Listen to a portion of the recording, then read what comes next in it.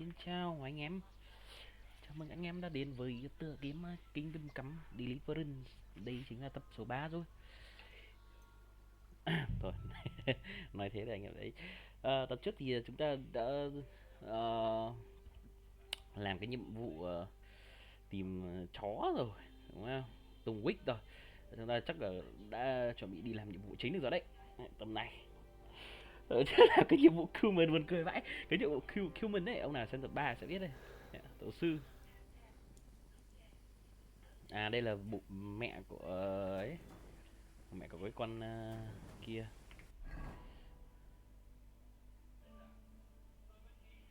cái con bé mà đi với trốn trốn tình yêu ấy.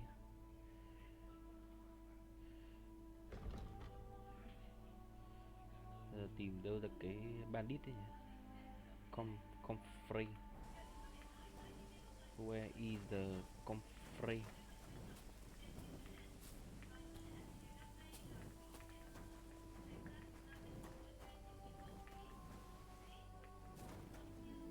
Map.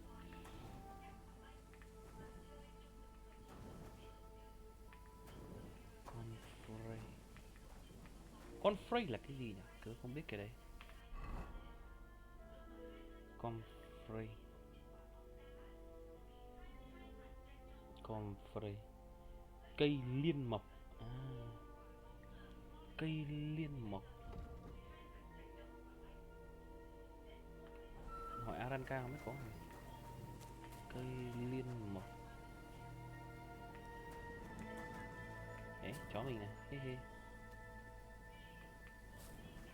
Cây liên mộc, cây liên mộc. Comfrey. Sao mình không biết đấy là cái gì?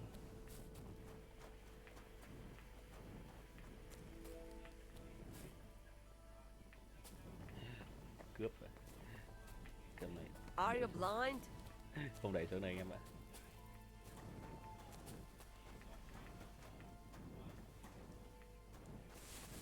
Comfrey, Comfrey. Nếu thấy cái Comfrey ở đâu nhỉ?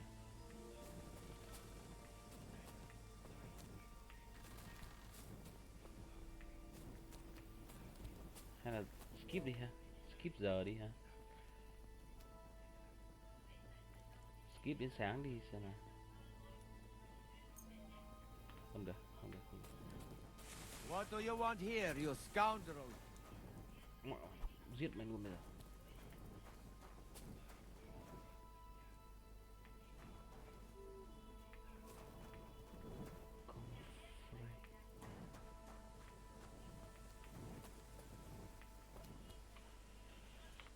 Không biết cái Comfrey ở đâu cả. Comfrey from somewhere, which is somewhere.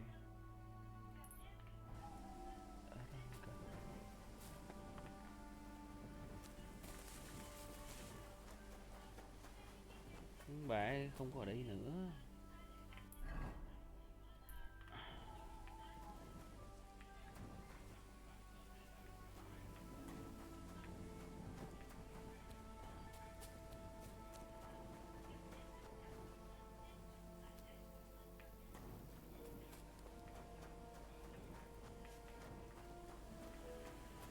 Annalyn. Wake up. I need to talk to you. Where do you think you're going?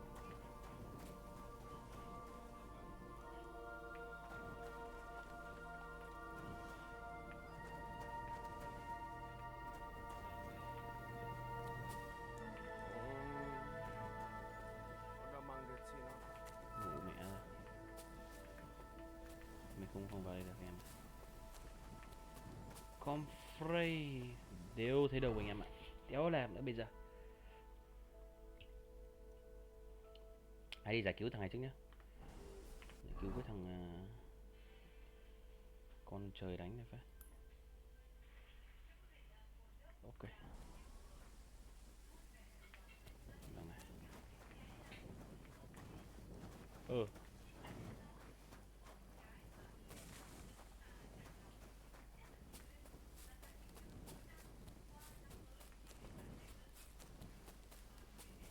đi.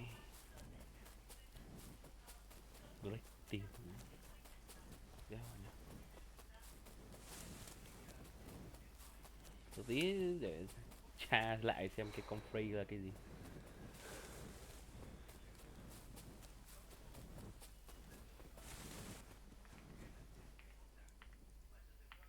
Ừ.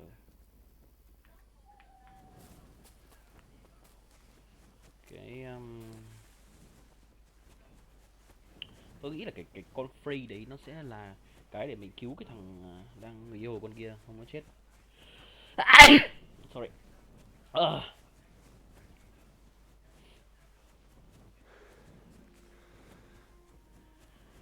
What the hell?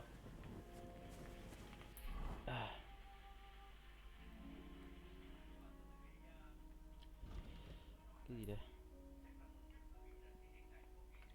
Keo tích. À, người keo đấy anh em. Người keo đấy. Từ từ để xem cái người keo này xem có cái gì không.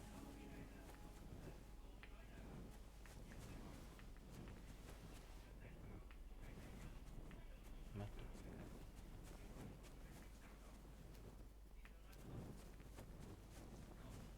Người keo đó.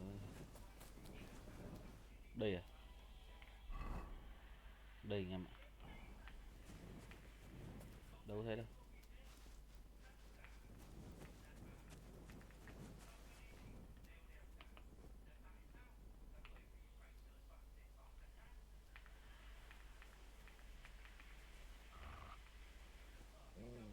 Nghĩ ở đây. Hớp. Không phải. Ok đi.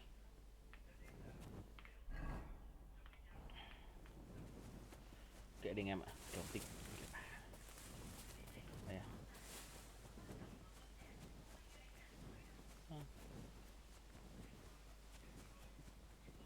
Công free chắc là mua của cái bà kia thôi. Đấy. Sập.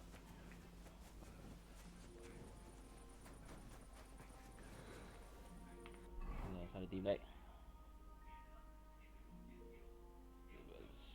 Find him and rescue him. He mean.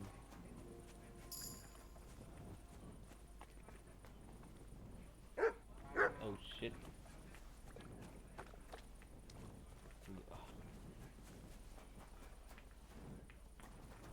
Chúa chúa. Come for a whipping, eh? Greeting. May your sword hand serve you for many years. Here's hoping.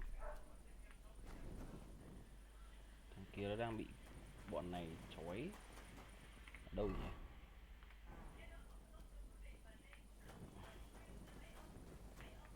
Mình không vào được mấy cái này đâu. Go sniff somewhere else. Fuck you. Huh? I've heard nothing good about you. Giết luôn bây giờ.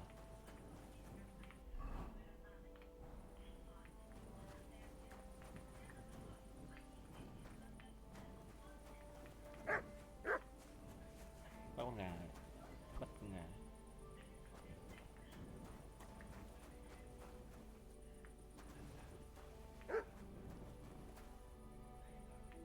Chỗ này có chỗ nào cũng không thấy. À. Con ơi đừng kêu nữa. Đúng ra giờ là đi cả thầy lẫn con luôn đấy.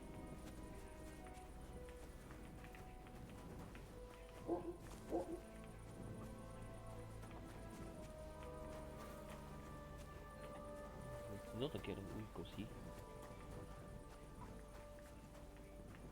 Rốt ở kia ở đâu nhỉ? Ê, mình treo được lên cái nhà này không? Như kiểu The Witcher ấy, trong The Witcher nó treo được lên cái nhà đấy. Hay là game này không cho treo lên mái nhà? Kia là thằng...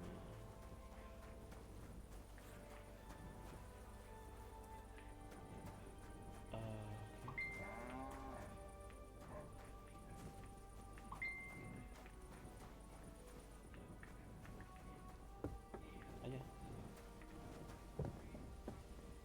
Này. Khai mấn. Khai mấn. cho mở.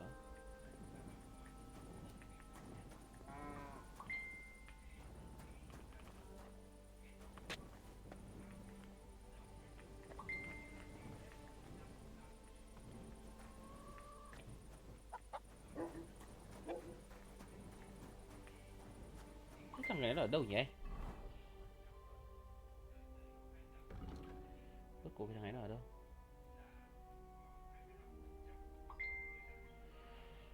Hmm.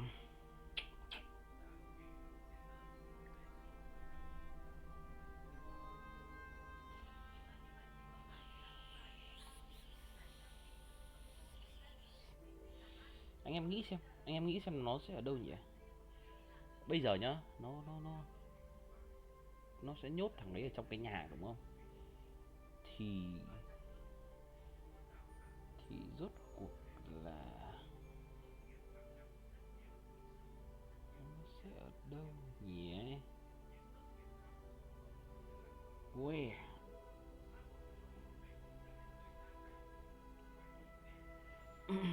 Cái là cái gì?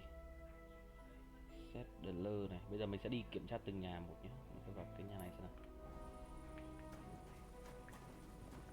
Ui, đéo được anh em ạ. Giờ ở đây nhà này có cái thằng kia nó canh rồi. Thế thì nhà này nhá. Đây xem nào.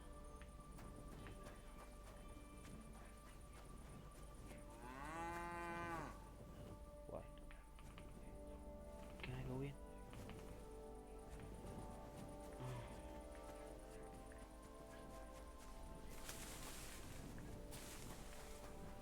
You can't be here.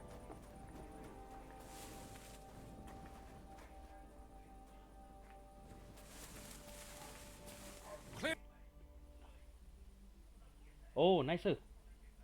What do you What do you think? think of those nomads in the camp by the pond? They're a dangerous lot. Our lad, Bohush, got mixed up with one of their girls, and they almost cut his throat.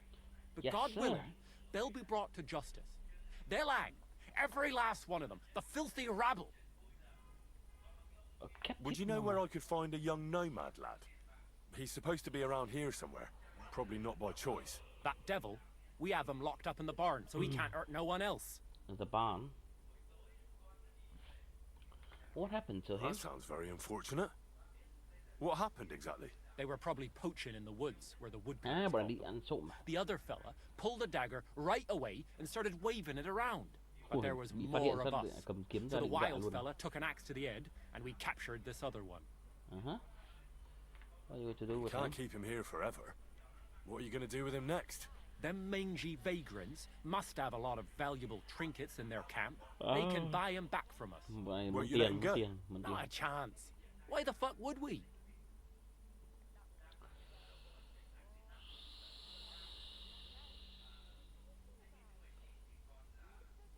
Bây giờ dọa chúng nó được không?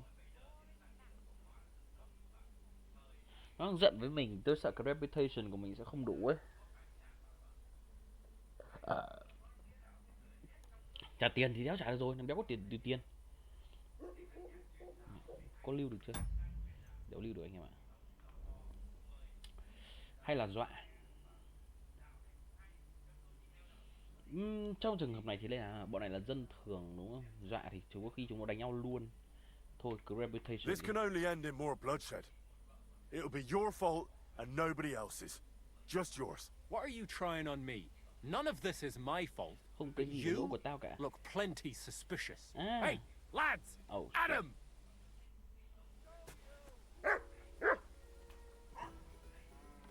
Piece of shit!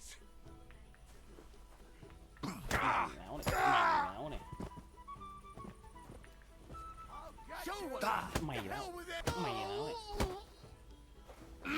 Ui dồi.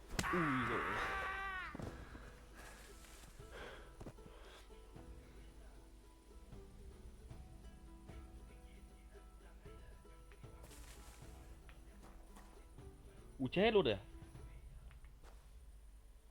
Chết chưa? Tầm này. Chết rồi thì vứt đây nhá.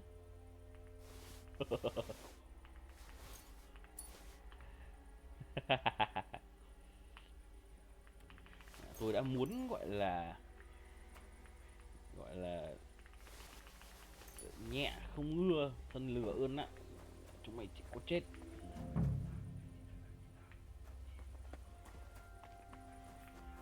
Nó bị nhốt ở trong ban,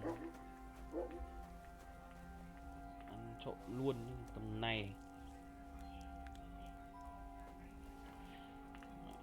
Rồi, đích chửi ấy nữa.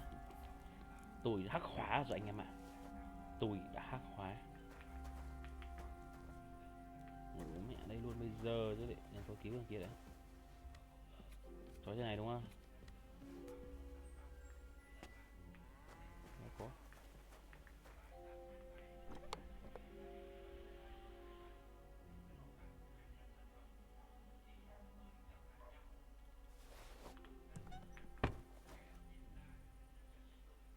Lưu thử nhá. Bây giờ mình lưu thử cái này nhá, xong là mình ngủ thử ở đây xem người ta có cho mình ngủ không.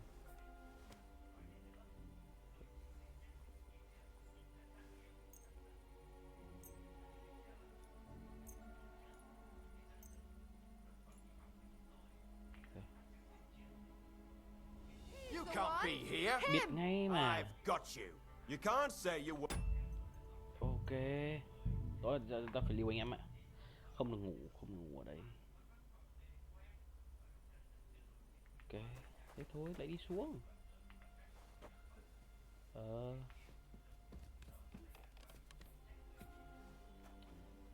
Bây giờ mình tụt điểm reputation nhiều quá rồi.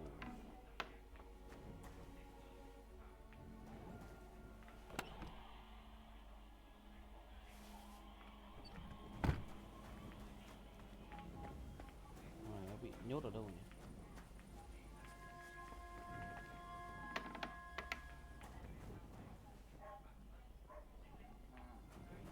Nó bảo là nhốt ở cái barn là cái gì thế? Ở đây. Hey, what? Untie me, please. Don't worry, I'm on it. I am in your debt.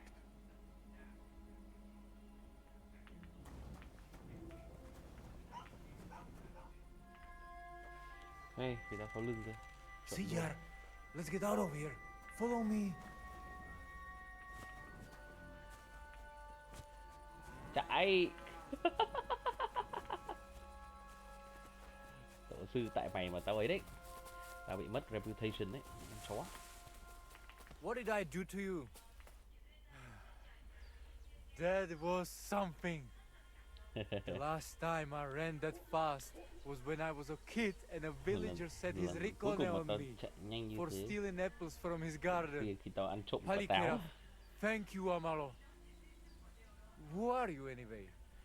Now we have finally got time Bây for giờ mới có đủ thời gian introductions. để giới thiệu I'm đấy. Henry. The Voivod Hey. sent me to rescue you. Reputation gain rồi. So, you know I am Tibor then? I am in your debt, Amalo. Tôi nói I anh, expect ok. many things, but not getting rescued by a gajo. Gajo. What the fuck is Don't a mention gajo? it. We have to bury. Thôi ok, cứ phao trước đã. I know where Marika is. I talked to her. She's taking care of Bahush. Gazer messed him up badly.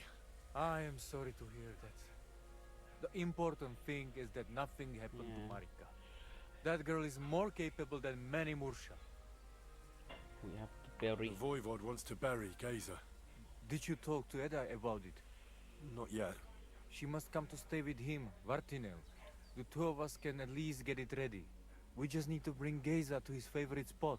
But you Biết must thằng tell me Gazer. what happened to the poor fella. I'll ask Geza. I will have that picture before my eyes as long as I shall live. He was a Delino sometimes, but Lily, no. I loved him still. Nhưng mà tôi vẫn We yêu were anh ta. walking through the woods when they jump us. Geza think they come to avenge Bohush. He stepped one of them and the rest of them beat him to death with whatever is at hand. Thanh niên tự nhiên này ấy. I need to know where it happened, so I can bring him back. A bit to the east of the village. Thanh niên gây In the ra woods này tự by nhiên the đâm bọn kia woodcutter's trước thì là camp. bọn này đánh Then luôn, they chết dragged luôn. little Pral away and tied him to a tree. As a warning they say, Fucking hồ sống. fucking Morsons. Do you know where his favorite place is? Yes, we went there together often. There is a shukar view of the woods and a cliff above babbling stream. Just go west along the rocks Sweet. from the woodcutters. About 200 paces. Always along the edge. There is a nice clearing there. I will go ahead and wait for you. I will Đào săn dig a hố cho hole mình à? while I wait. Ok. I think I know what I need to. I will meet you in the clearing. I will wait there I will wait there. until you bring Geza's body. Get the body. Ok. Nhiệm vụ mới rồi. Ăn thai. Nó lại bắt mình tự đi tìm ấy. Mẹ. Đếch có thời gian đâu. Nó bảo là bị chôn ở cái bị treo lên ở cái cây. Game này rảnh vậy luôn. Thà cho ấy mẹ đi. Cho địa chỉ cụ thể mẹ đi. Suốt ngày. Đeo thì kiểu.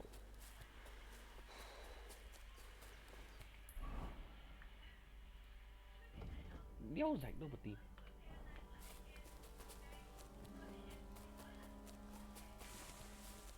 Tôi cần mua ngựa. Ngựa của tôi đâu. Nó bảo là thằng này bị treo lên như là một lời cảnh báo. Chắc là một cây nó khá là to.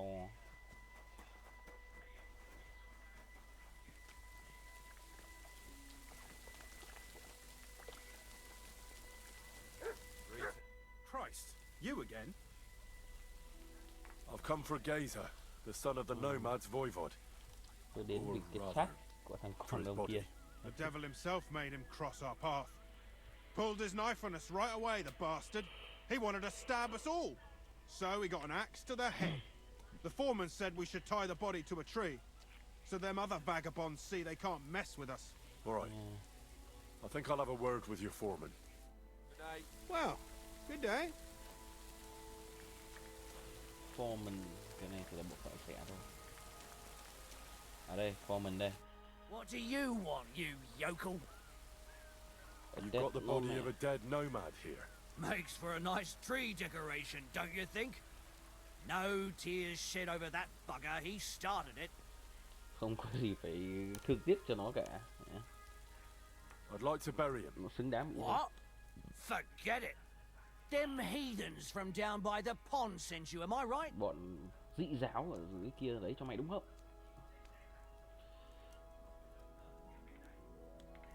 I'll take that body whether you like it or not. And if anyone stands in my Well, way, there'll be a đấy few mà tao more không- bodies around here. Giết luôn. Fellas, get over here. This bastard wants to attack us. Lads, help! Mẹ. Mẹ. Mẹ đúng rồi. Làm ra.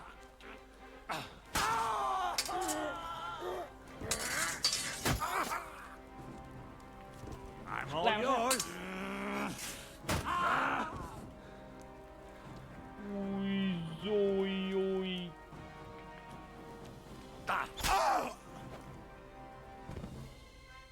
Ôi. Bố lao mất dậy, người ta đã cho, người ta đã cho xin rồi thì tha luôn đi. Đây còn bố láo mất dậy thì chết không? Chết luôn rồi đấy. Ôi.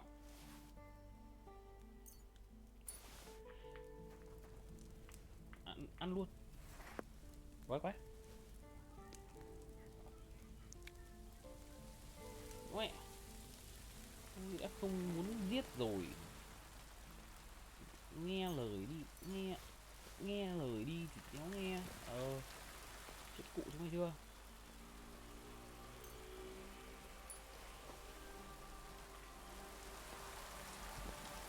Cướp mẹ ngựa đây.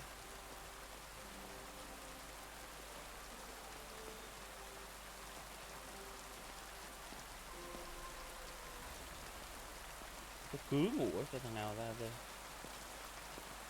Lưu game thôi.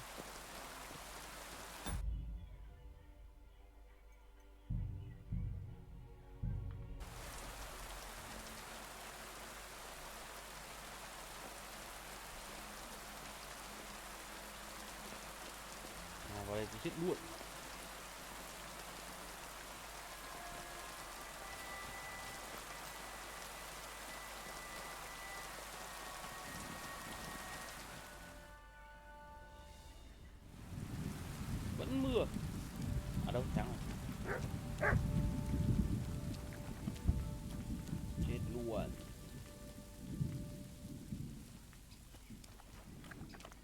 cơ chứ. Ok.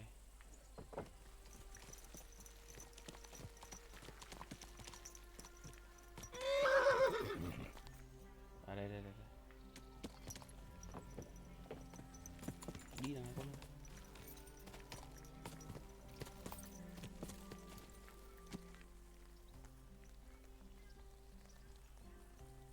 Tích kìa.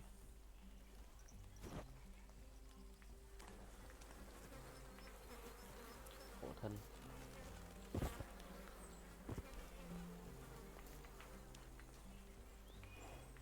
Ugh.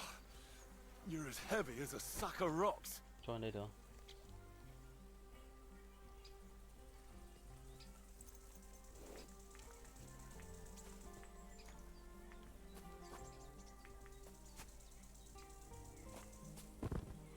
Không ấy lên được. Không ấy lên được. Không cho lên ngựa được anh em ạ. Ngựa đâu rồi? Mẹ. Cày đi. Cái chữ M. Đây.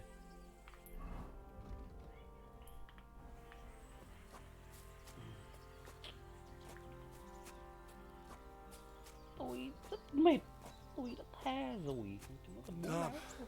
You're no lightweight. Nghe lời người ta đi thì có phải là không sợ rất tuyệt chiêu không? Độc cô cửu kiếm của tôi tu luyện bao nhiêu năm nay rồi.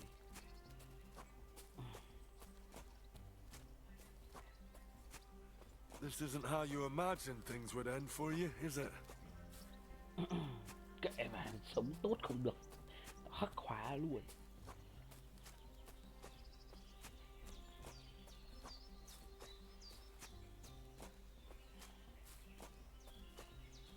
Phải đi bán đồ nữa. We'll be there soon. Don't worry, you'll be at peace now. Thằng kia nó bảo là cái thằng này thích cái đoạn mà có cái vực kìa. Cách núi.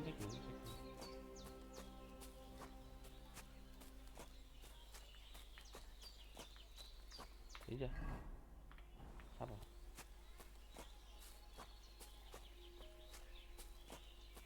Thằng kia đâu?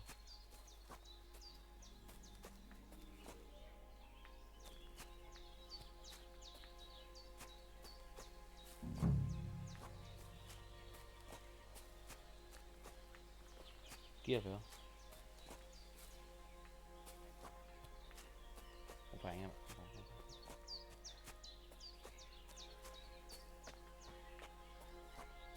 Đâu rồi? Rấn á? Người đâu? Cái đó bảo nó đào sẵn hố cho mình rồi cơ mà. À đây. Amelomiro. Put Geza in the... Here I am. Okay. Poor gazer almost broke my back. Thank you for your help, Henry. I hope the woodcutters did not... Well, I Giết am luôn glad rồi. to... Anyway, my fam... should I go to the camp to get her? No. I will go and get them myself. And I have to bring something from camp. We must... That is the only way he will... You stay here with him and wait. Ok. Đợi thằng này ở đây này. Khổ. Thành viên ngáo đá. I, Henry, thank you for saving Tibor. And that we can bury poor Ông này Geza nhá. properly now. Có 3 người con đúng không? Con đứa con gái thì bỏ đi theo trai. Một đứa con trai chết. You who will Một đứa con gái finally chết. unite our familia. Now come with us to escort Geza on his last. Okay. Giữ đám ma đây. Nếu nó ma Trung Cổ người ta làm nào? Devla Amaro, Autiro Tagari. Chịu không biết. Omaro Amaro, Odmugamenge Am. Umalidia Am, Tirohin Othaga. Amen. Amen. Amen.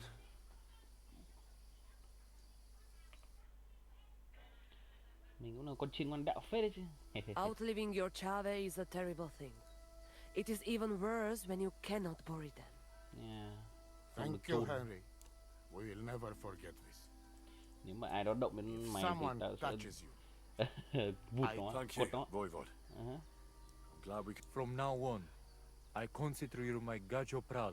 Brother. If Brother. you ever need anything, come to me. Yeah. I will share all I know with you, and if you ever need a Ờ, place chúng to mình stay được at our ngủ camp, ở cam của I chúng nó am rồi. sure Geza would not mind you sleep. and I will keep my word and tell you how things are with the amulet. Come to our camp. Ok. Mình sẽ đi về cam với bọn nó cũng được. Đỡ mất công di chuyển. Henry, the thing is, Cái việc I là cannot give you the amulet. không thể đưa cho Not mày cái even amulet. now. Bây giờ After vẫn I không did được. everything you asked from me. Ashta, hold on. Từ từ.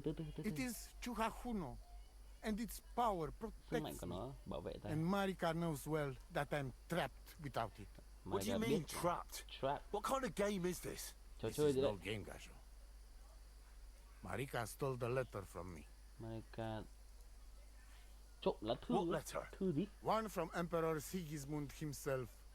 Before you start cursing the ginger folks, you should know he was good Hungarian king before he came to fuck with Bohemia. Bohemia. Back then, Okay. he defended Hungary from the Turks, Turks. and I fought with him. Ông We này had đừng a chiến đấu với nước whole vua cả. company of Roma warriors, armed to teeth. I lead them. Kinh For đấy, our ông này help. tướng quân đấy. Sigismund gave us letter of safe conduct that give us freedom to travel and protection from the law. À, So you're not subject to any lord? Just so, he give us freedom to thế travel là the ông vua world ông ấy trao thưởng cho and mày judge cái our own people tự by do, our own laws. With the letter, we are free người tự people. do. Without, we are Nếu mà like không qua lá beasts thư to đấy be thì chúng hunted. ta như They kiểu can là put us in pillory, quái thú bị săn vậy. drive us out of town. Anyone can do I can see where this. that. Piece of parchment make us people. Lá thư đấy chính là thứ Without giúp it, chúng ta trở thành con người, cùng con nothing. người. The rest of But what's that got to do with marriage? it seems, when she ran off, she take letter with her as a guarantee. Nó con gái báo vãi lấy luôn cái thư của When ông she bố needs something, để gọi là but by taking bảo. letter, she put us all in danger. Me and all. And if I give up amulet too, nếu mà mất cả cái dây chuyền thì cũng coi như là bring me đi. back letter from Marika. When I have it, and amulet here in my hands, I will. Ok. À, cái gia đình này vất vả thế khiếp.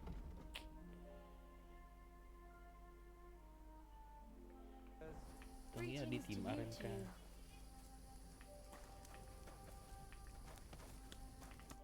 Evelyn. What happened at Semi? The devil alone can. They don't want us here. Họ không And muốn tôi ở besides, đây. the muốn chúng tôi ở voivod đây. had some disagreement with. Then Geza and Tibor got into a fight, and that was it. If it weren't for the Cumans, Không they'd có have bọn cut Kim us to thì họ pieces. nó giết tôi rồi. Finally. Giết tôi rồi. Ok. Không quan trọng ra này đâu. Nguy hiểm vậy. Ok, bà kia vẫn chơi Tibor này. You said you'd share your. Indeed, apart from shooting from a bow, I have. Sounds good. Survival skill. Okay. Teach me to under. If you know where to look, you will find. So, What did I do to you? Có vẻ. I'd love to hear. Maybe I could. watch out. So, Okay. Nữa đi em. Ơ. Quá tay. I'd love to hear. I would love to. I'd love to hear some. I would love to. I'd love to hear some tips from you. I would love to, Henry. À ok, nó mệt rồi. Bây giờ nó muốn đi ngủ. Sleep and save, cuối cùng được ngủ rồi, ngủ đã. Ngủ đến sáng luôn. Ok.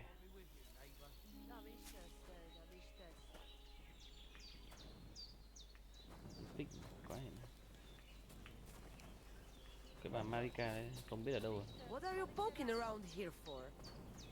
Tao vừa cứu con trai của tộc trưởng chúng mày đấy. I'd love to hear. I'd like to. A steady. So, Thế. Rồi.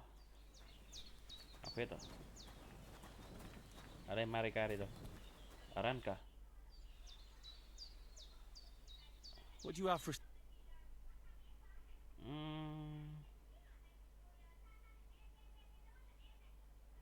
Min sage. So beer single relevant. Không có. Không có. Hớp Paris. Nấu. Không có anh em ạ. Khổ lắm. Trừ 54 ạ. Vẽ đéo rồi đi. Sao bị trừ nhiều thế?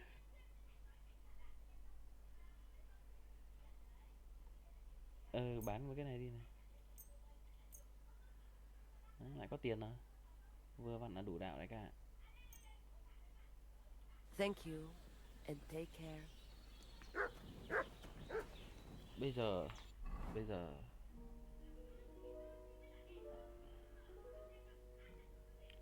tìm cái comfrey. Nghĩ cái comfrey ở đâu?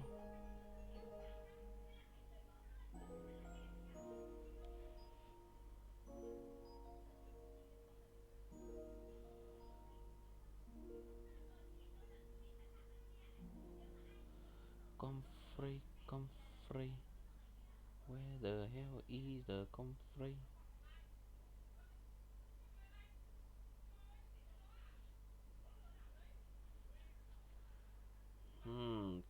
Tôi lên mạng tra luôn cho nó nhanh. Tầm này có mấy chỗ đây. Zilop anh em ạ. Zilop.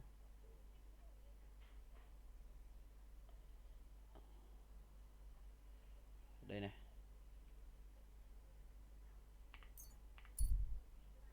Xài thế. Ok.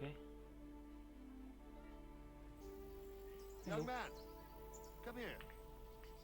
What's going on? What's going on? Chuyện gì vậy?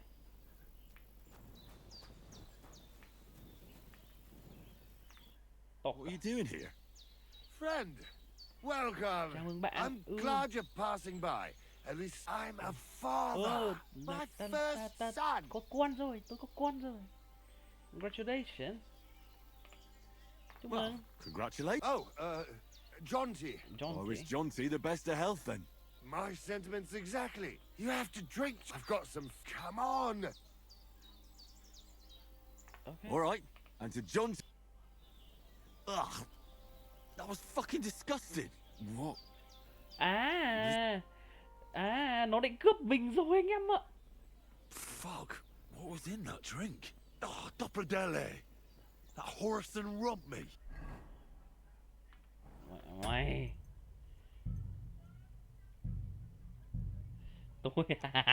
Tôi sẽ lốt lại. Thằng nào lúc đó mình hỏi tên của con nó không biết được. Ok. I'd love to hear. I'd like to. So, Ok, rồi. Giờ đi bán đồ cho bà này đúng không?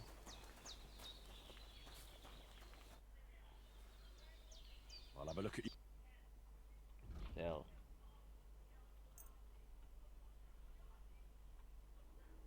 Ok.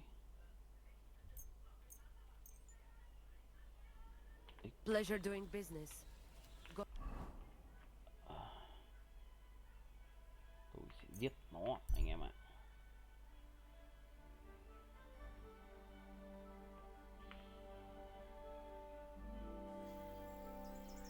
Vụ gì đây?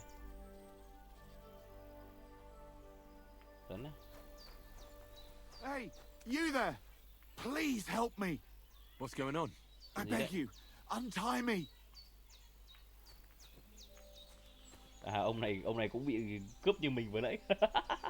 Khổ thân. Lột không sạch, không có cái gì ạ. Help me.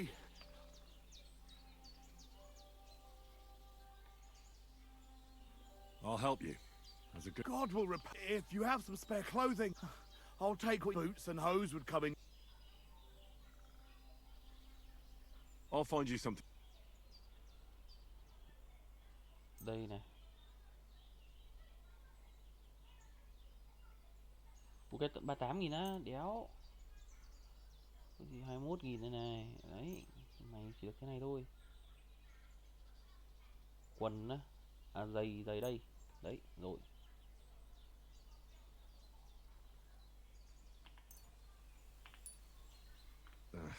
I don't have anything to spare right.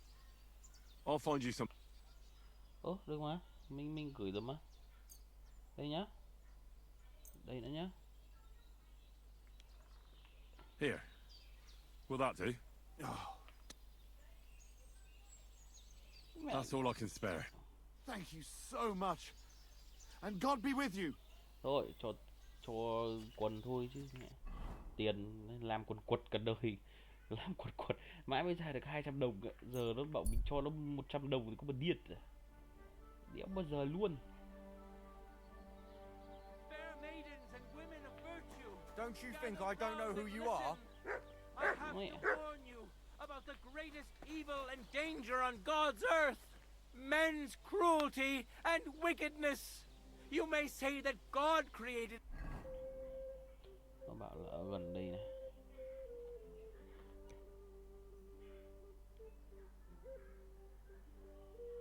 Loaf ở đây đúng không? Thế giờ đây đoạn này. Yeah. Adam and all men in his image, so they can't be all that bad. Ui, thằng đạn.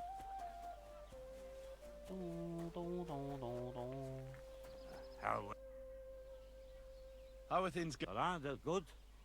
Apart from What do you mean? fucking duck of bastard. Do you want me to help with that? Trust me. Sure. Listen up then.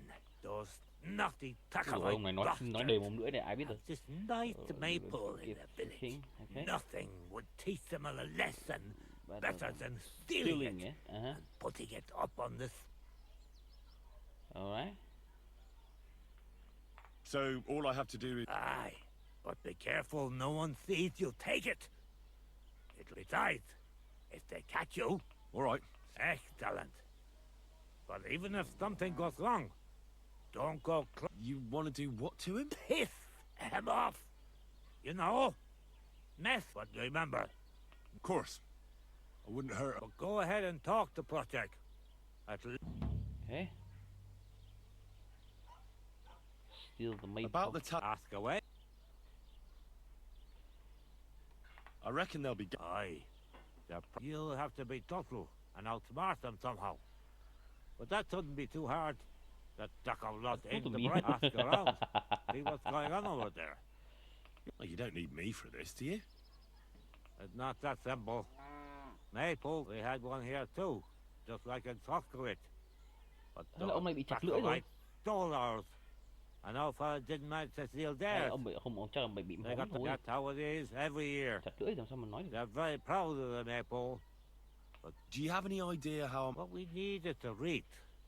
That I reckon you'll have to climb up. All right. There you go. But I reckon climbing up there will take a bit of time. So be careful none of those tackle fool. Why don't you like? Because they're wankers. Arrogant wankers. Think they're above everyone else. Thượng đẳng. But mainly, they stole our pasture. How does someone? Like a prick, that's how. Behind that, there's an old tree there. I was about, and you can...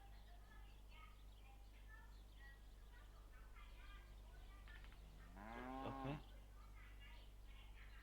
Did you take your? Of course we... And he... So that... Yeah. But how did they? Because they don't believe me. Okay. Can anything be? Well, we meet there every year. A while back. That's not Oh, tricky, my ass. they beat you up under. You bet they did. When we agree on something like this, we take a young lad I see. and we pick him. Okay. Why do they look? Commoners here. Of course. Aye, besides that, Không quan tâm.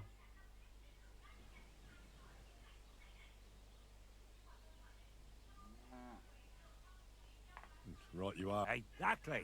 Ok, được rồi. Từ từ đã.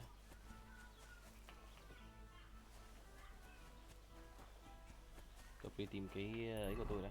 Cái đồ kia của tôi. Tí nữa đi ăn trộm kia sao? Giờ mình phải đi trộm cái cột hay cái gì ấy. Cái ngọn này. táp hâu với cái gậy có thể.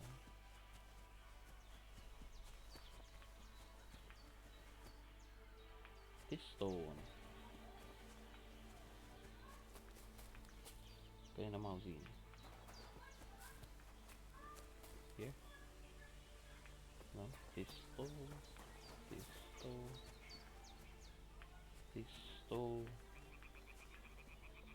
Tông breaker.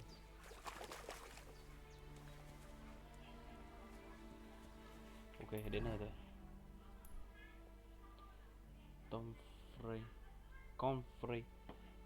Màu tím anh em ạ. Con free.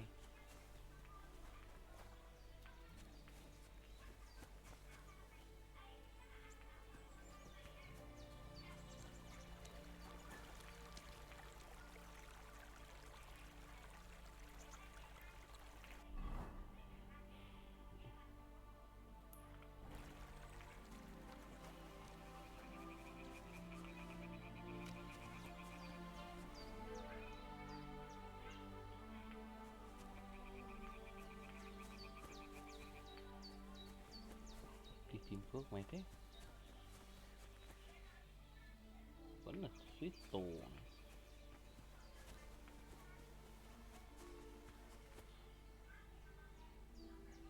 Không free ở đâu nhỉ?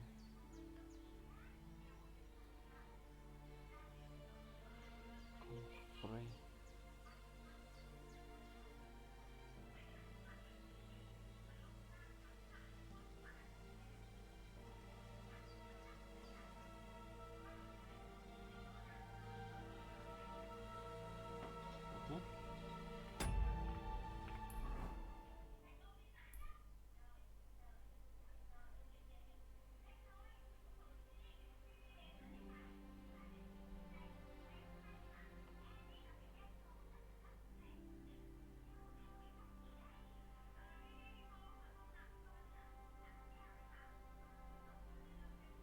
Nó tận bên Tchaikovsky. Ok, Tchaikovsky it is.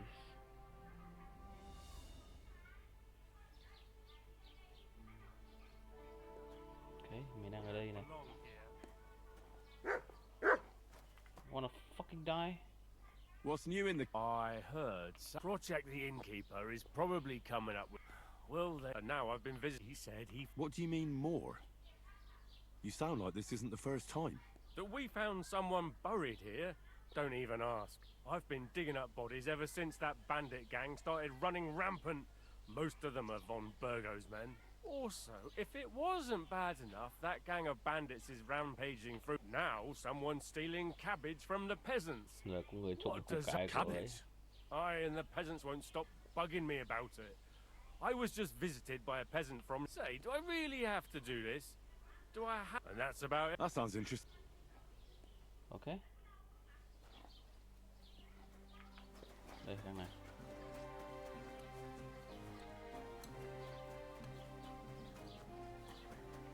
Không free anh em ạ. Má, đúng là cái này phải tìm phải chơi cái trò này thôi, chứ còn tầm này thì sao mà đỡ được.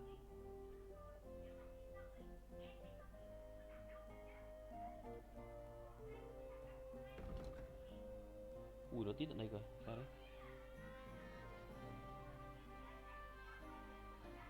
Game Peeper, kệ bà đi.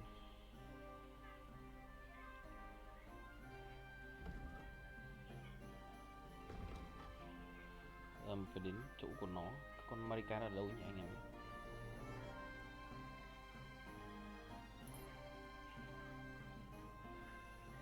Ok.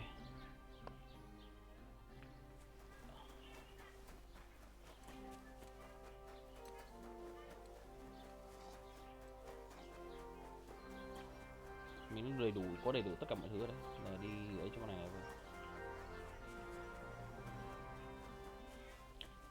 Đời không cho mình làm người tốt.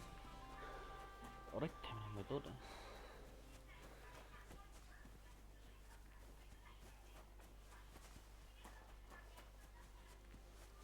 Rất mệt.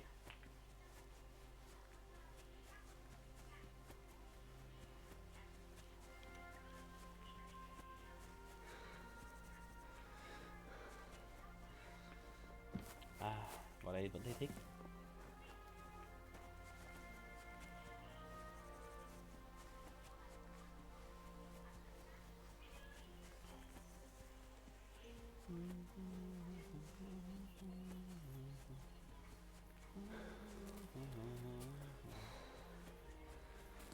Mệt quá. Chắc là tôi không làm cái optional ở đâu, nốt cái Marika thôi, tôi sẽ đi làm nhiệm vụ chính thôi, chứ tầm này lâu lắm, làm mấy nhiệm vụ lâu lắm.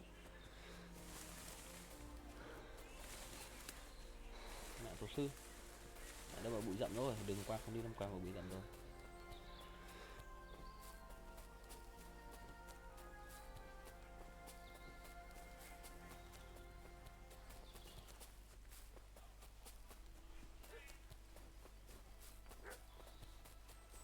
Nó ở đâu ấy nhỉ?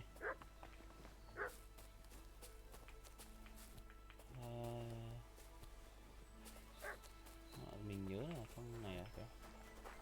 Không phải.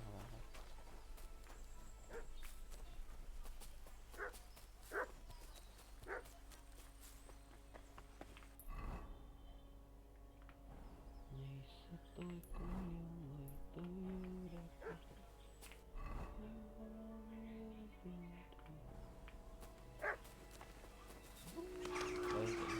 Fuck, wolves. Đâu?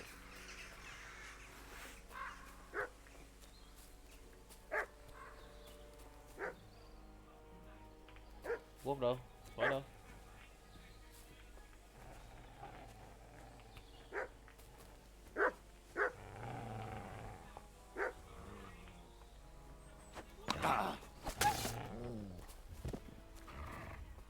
Sói này. Ok.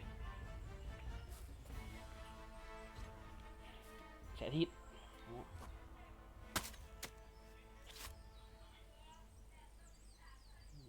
Vớ vẩn. Trả được bao nhiêu tiền anh em ạ?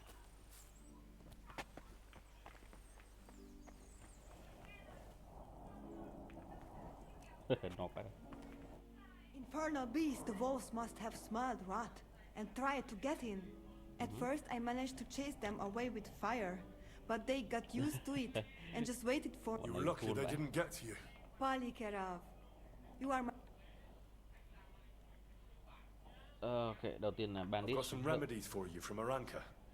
Bandages and marigold. Thank you, my dear mama. And you deserve thanks too. Hey, ngon. The Voivod sent me to get his letter of safe conduct. He sent you to get his precious parchment, but so you know that is the very reason why I ran away from there. When they nearly killed my Bohush, only because he's Gajo, we have to flee in case if I did not take that letter. The Voivod would say... He cares about you're being unfair to him. Then why does he not show it? He is self... I cannot give him that letter. It is my only girl. If the magic amulet does not have Bohush... How come you didn't take the amulet instead of the... Because that does not take it off even when he sleep. But he keep letter in his trunk. If you give me your word that you will not give letter to Voivod, but try to swap it for amulet, I will... Give me your word that you will not give letter to Voivod. Can't swear that. I can't really promise you something like that. That Bohush is lost and what did the Voivod offer you? A horse? Gold? What is the price of your... It was good to see you, my friend. Come on, man. Will you give me that letter? I will give it to you, but only look me in the eye and promise. For us? Okay, then I'll give you my word. I, Henry of Skalitz, son of a nobleman... You do not have to protect... I hope Voivod will not try to take it... I don't think so. After Gazer's funeral, he told me I was under him. Funeral? Oh, you didn't know. Gazer got into a fight with some woodcutters at Sen. Ay, Devla. He got caught too, but... Sweet mother of God, my brother.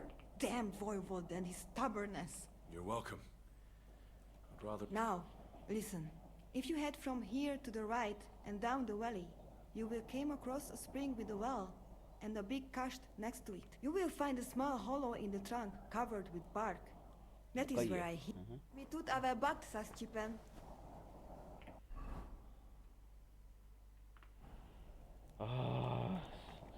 Ghét cái game này thế nhỉ. Phải làm cái đấy quá.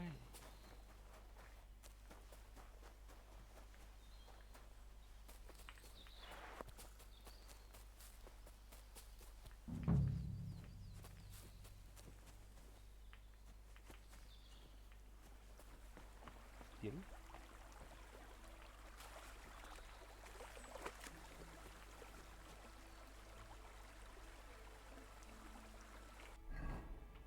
bắt mình đi tìm cái mẹ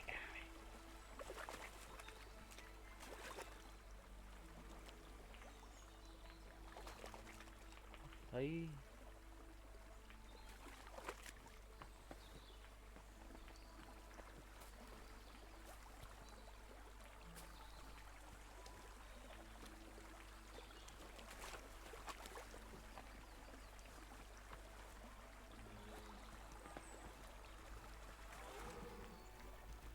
holy my Jesus.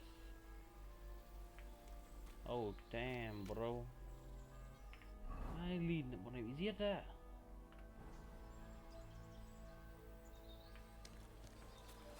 Kệ đi.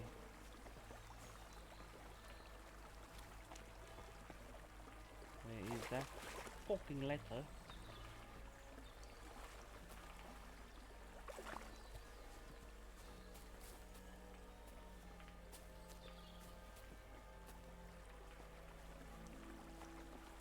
Nó vào đây mà nhỉ?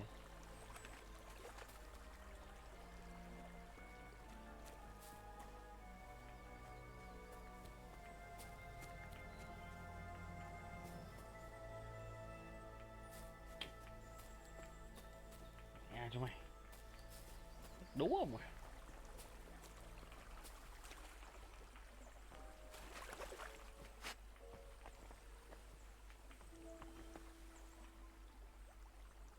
Free.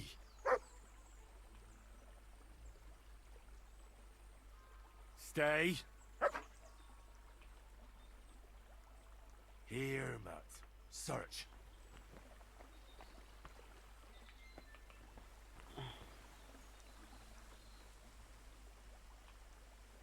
Here, Matt. Search.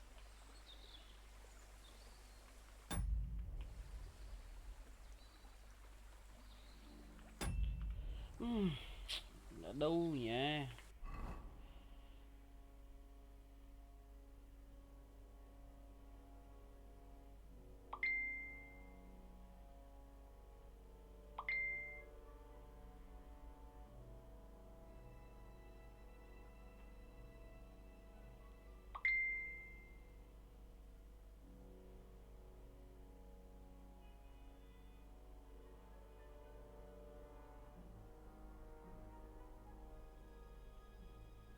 Phải, đúng thế thật ạ. Mẹ, thở tôi đã bảo nhìn cái cây này có gì đó là lạ rồi. Đúng cái này đấy. Game mình làm. So this is the Voivode's letter.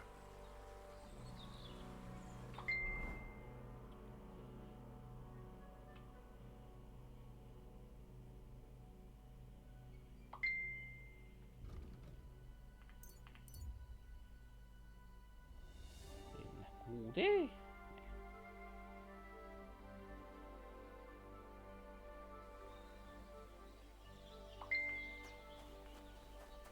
Ê em ơi, anh muốn mua ngựa em này.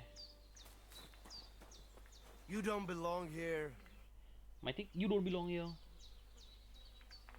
What do you have? Sao nó không bắn ngựa à?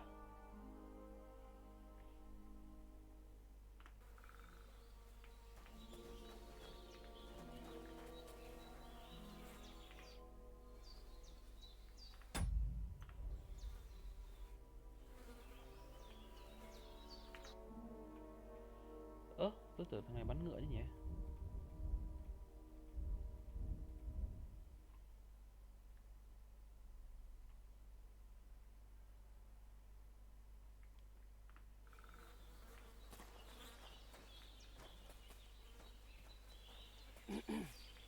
sư. Thế làm sao để mình có ngựa? Careful.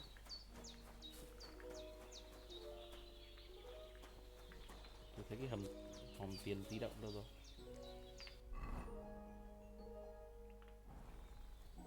The Lord sees you. Thì chết không? Phát chết luôn.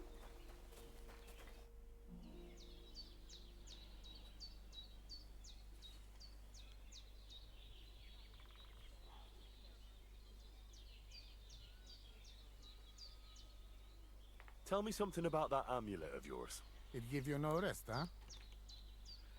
I get it in my cradle. It is Chugahuno. As long as I have you and Marika are not the first or last ones who'd like to have it. How about a straightforward exchange? The amulet for the letter. What kind of casual deal is that? The amulet and the letter are both mine! Mine! If you have the letter, give it to me. I will overlook your insult and even reward you. Mày nghĩ tao nuôi được bằng tiền đó hả? Mày nghĩ That's tao not nuôi going to được bằng tiền? happen. I promised Marika I would only let you have it in exchange for the amulet. If I had not already said that you are under my protection, I would beat your soul out of your body. There will be no exchange.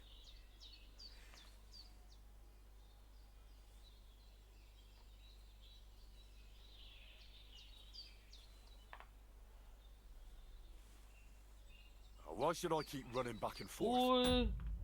Here's your letter. Haha, you are a good fellow. But I promise we must celebrate this. We drink until dawn. Không, tôi bấm nhầm. Double click chuột. Double click chuột. Fuck. I'll leave the celebrating to you. Bach, te stipend.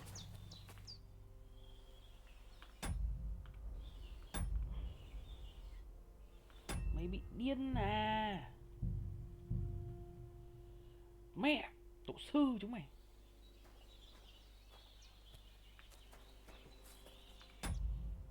Double click chuột những cái lồn vậy. Cày đấy hả?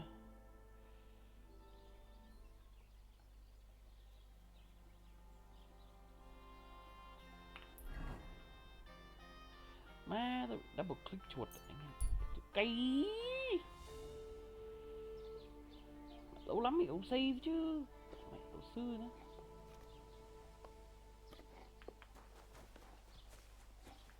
Oh, hey, What are you poking around here for? Định cho nó tiền nha. Bảo thế thì thôi vậy. Mẹ nó chứ. Đéo. Tôi không thích.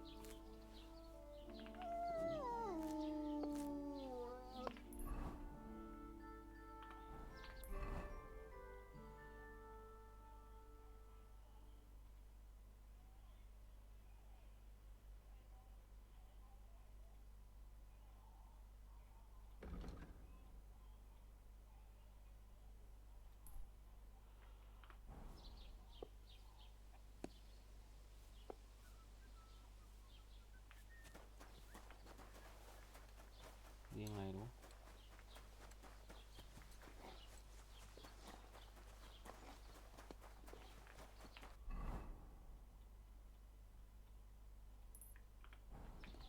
Cây vãi nhồi ạ. Là đồ sát hết bây giờ.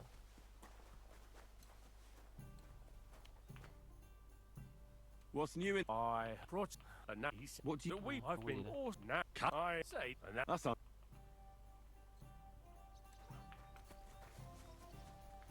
Tổ sư. Mẹ.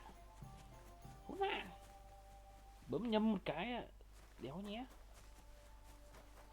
Tôi nhất quyết giữ lời thề của mình. Tôi đã thề rồi.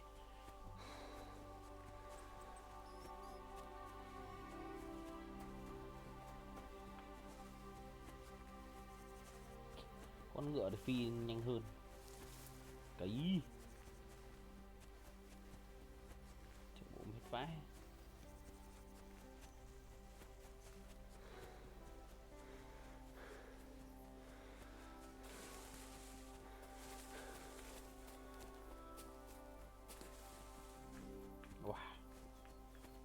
ở đây thì cũng thú nhỉ.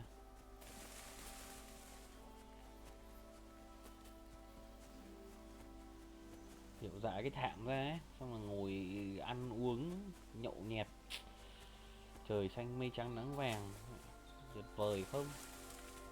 Sao chúng ta lại cứ phải đánh đấm lẫn nhau? Ôi con người.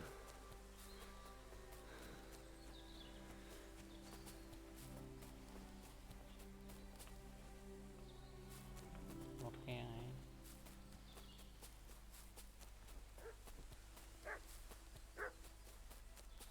Bọn sói đây. Fuck. Wolves.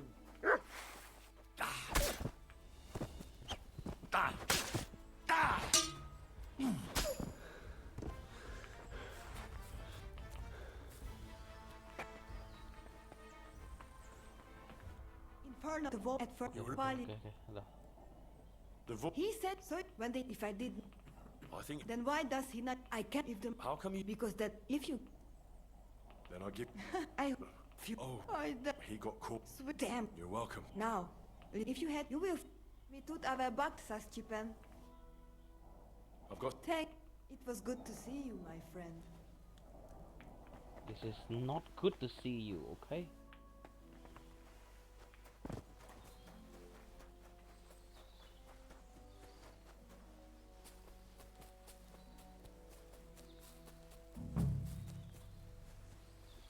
Suối rồi.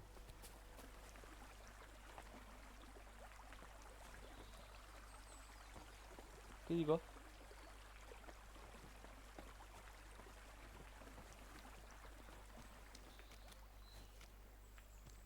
Ôi rồi. Go to hell!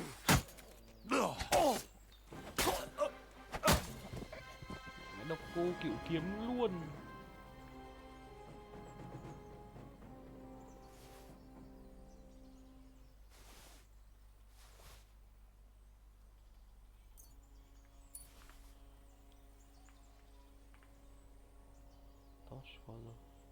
Ui, cái đắt vậy.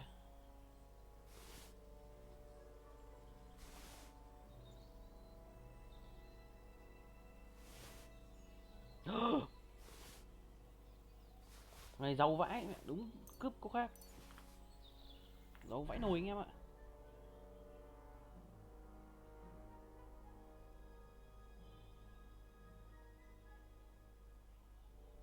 Ui của mình giàu hơn. Đó, chuẩn bị đi bán rồi.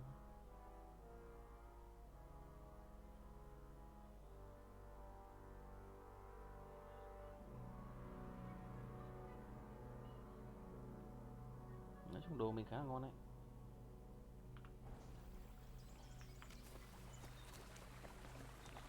Dậy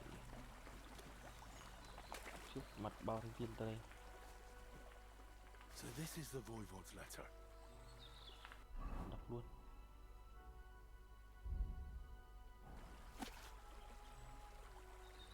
For the city. Okay.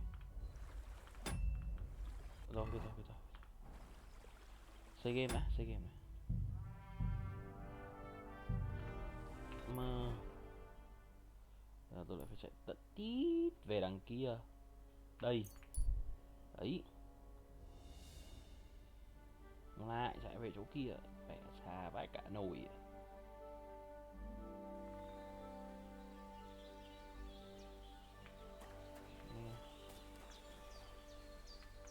Đâu thức ăn.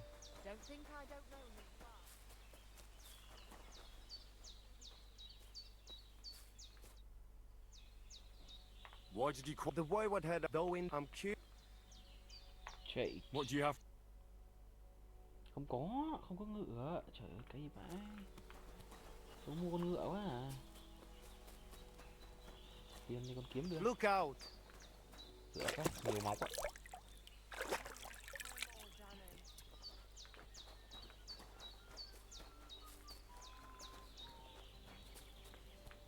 Kia đâu. What are you poking around here for? Con Are you blind? mày thích ai như blind? Tôi cho mày blind luôn. Đi đâu vậy nhỉ?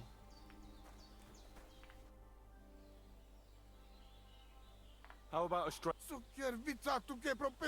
If you... That's not gonna happen. If I had... There will be no... Ok.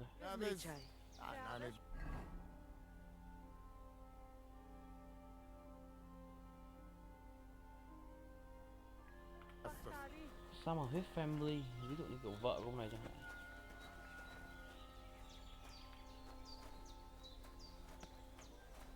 Vợ của ông này đâu?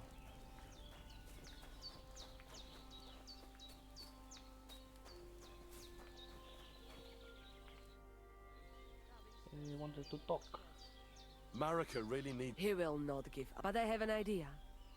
He go and try it. All right. How are you doing? Laches gajo. Okay.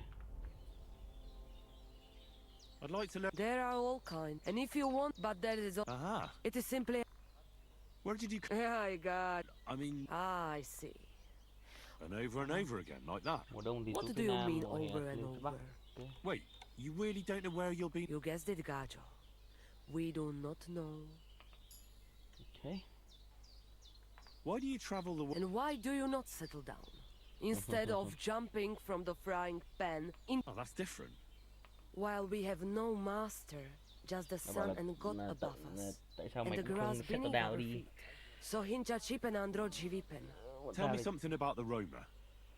I realise I don't know anything about your people. What can I say? We are people and Christians, just like you. The only difference between us is that we live on the road, while you are cooped up in the same cottage from cradle to grave. It is a free life for free people, though it is true we often have to move on, because we are driven out. Okay. Ủa, tự nhiên thằng Timber đến gay lọ quá. Từ từ. Chụp lại làm.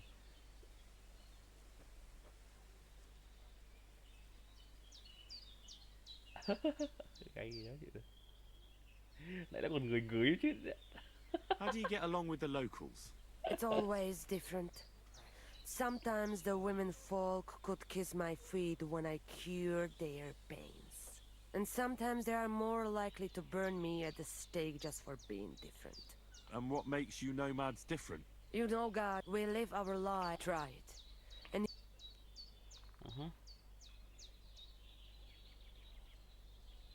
What can you tell me? May cholera strike him down, the scoundrel. The last thing I needed was a man like him. But I did not have any better ones at the shop. Really? Oh yes. Like I always say, the best bottle shadow under the sun. But yeah. Maybe I'm wrong, but I hear you know some magic and tricks. Is that right?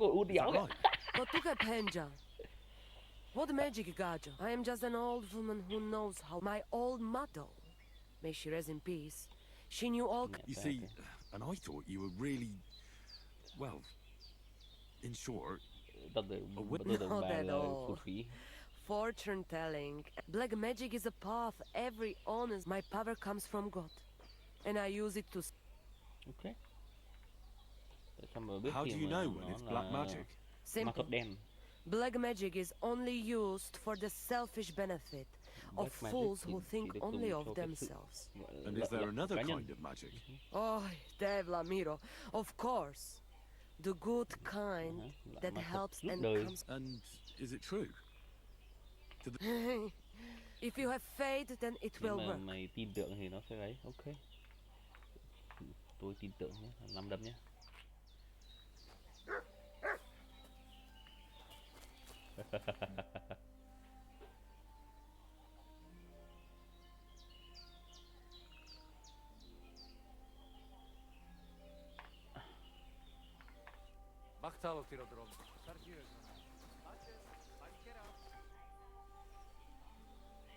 Voivod, what if we made... Dilinigaji, what are you trying? Are you afraid of losing?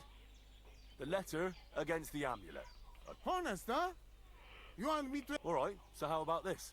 If I win, we trade the amulet. The letter will be mine. But if you lose, you'll give the amulet to Marika yourself.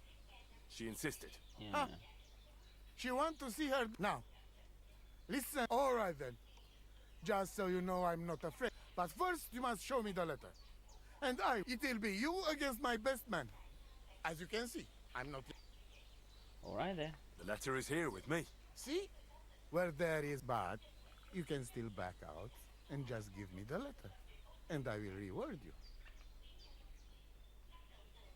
I'm not scared. Let's make the way. Fine then. I choose Tibor as my champion.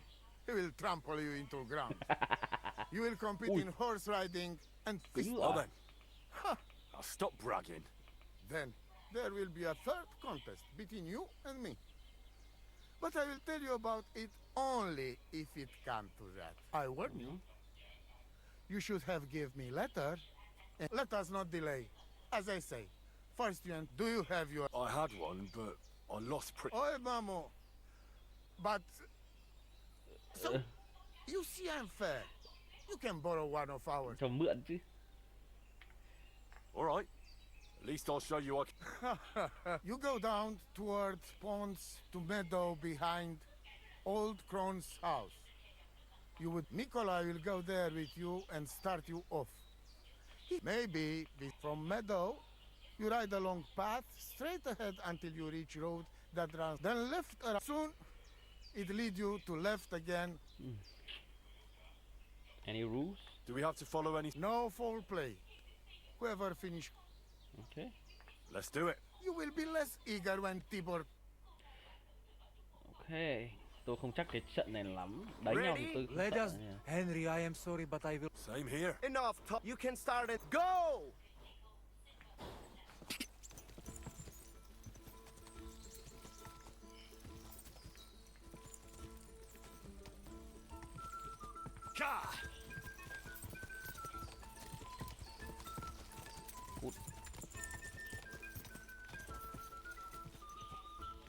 Go!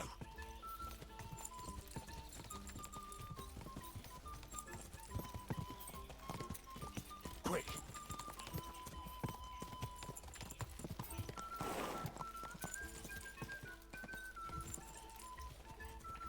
Ô, đi đâu nhỉ? Quick! Whoa! Whoa! That's deep, eh?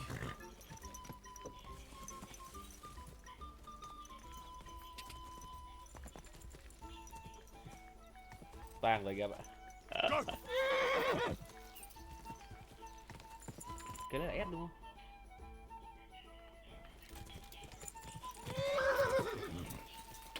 Mẹ.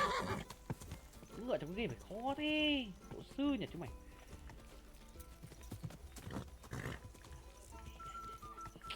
Ok. Cái nó không như The Witcher ấy, The Witcher cưỡi ngựa nó sẽ theo cái ấy. The Witcher nó sẽ theo cái màn hình của mình ấy. Cái này nó yếu theo màn hình của mình anh em ạ. Chị không mày. Không mày chết. Lên, lên, lên, lên. Cha. Kia, kia, ha, ha, ha. Cha. Cha. Lên, lên, lên, lên, lên, lên, lên. Cô lên, cô lên, cô lên, cô lên. Keep it up. Cô lên. Whoa. Ô. À tức là kiểu ấy.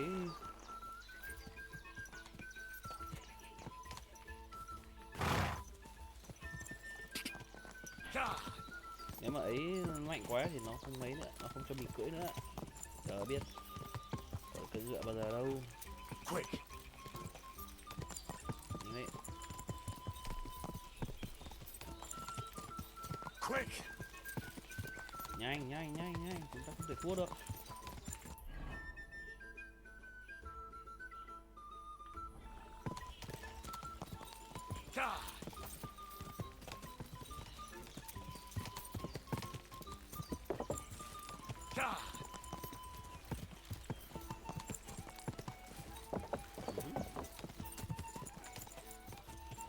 Go!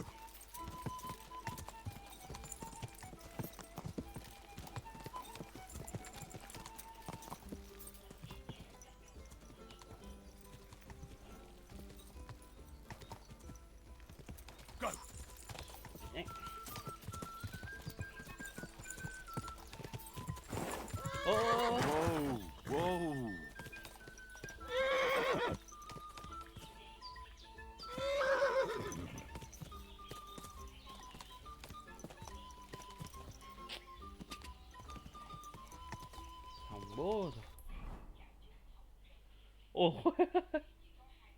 Mình cưỡi đi đâu này? Thế điếu nào?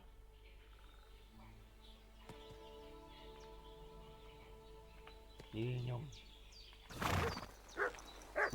Điếu cưỡi ngựa. Mẹ. My shovel won. Như nè. Christ, what kind of a big...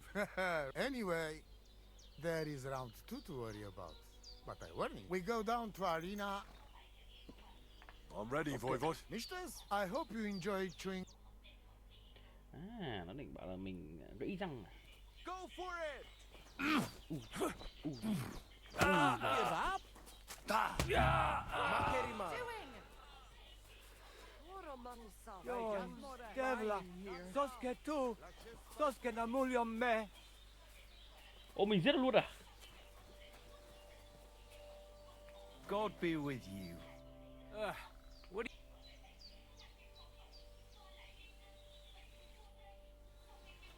Careful. Ai bảo nó bố láo với tôi? What did I do to you?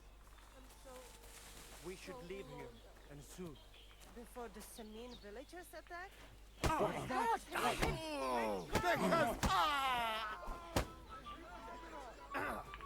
What? Chúng mày này, chúng mày này, chúng mày này. Tôm két với chúng ta này, tôm két với chúng ta này. Đâu rồi, thằng tôm két đâu? Ra đây.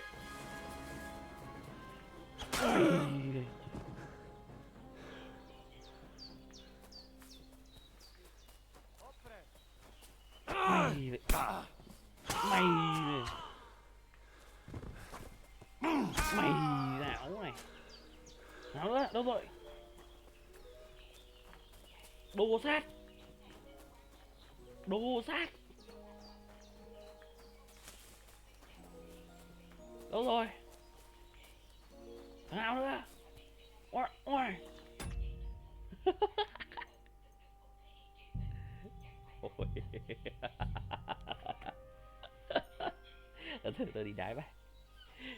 Mẹ nó chứ. Ok. Lại. Mẹ cưỡi ngựa đi đéo đâu ấy. Tôi cưỡi ngựa đến tận ra đây anh em ạ.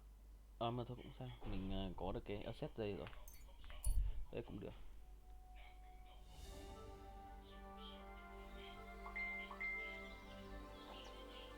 Cưỡi ngựa.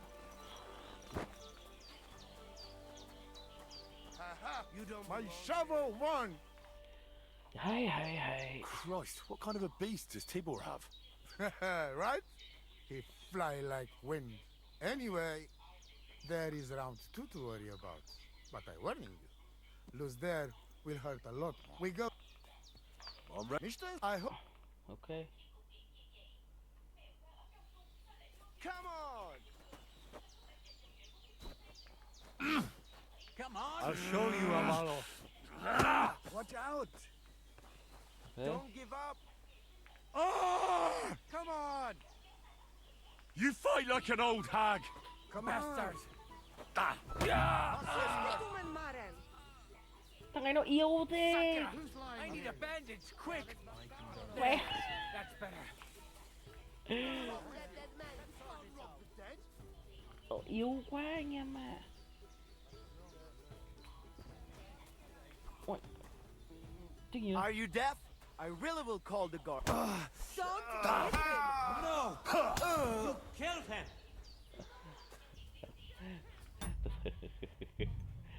lại anh em ạ, lại. À.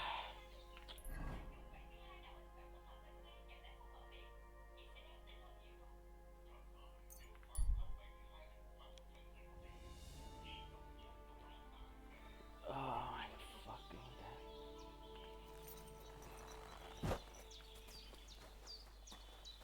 god. My shovel won. And we go. What are the rules? Rule number 1: when you lying on Or a Tibor? ha, Okay. I hope. Trời. Come on! Né này. Nè.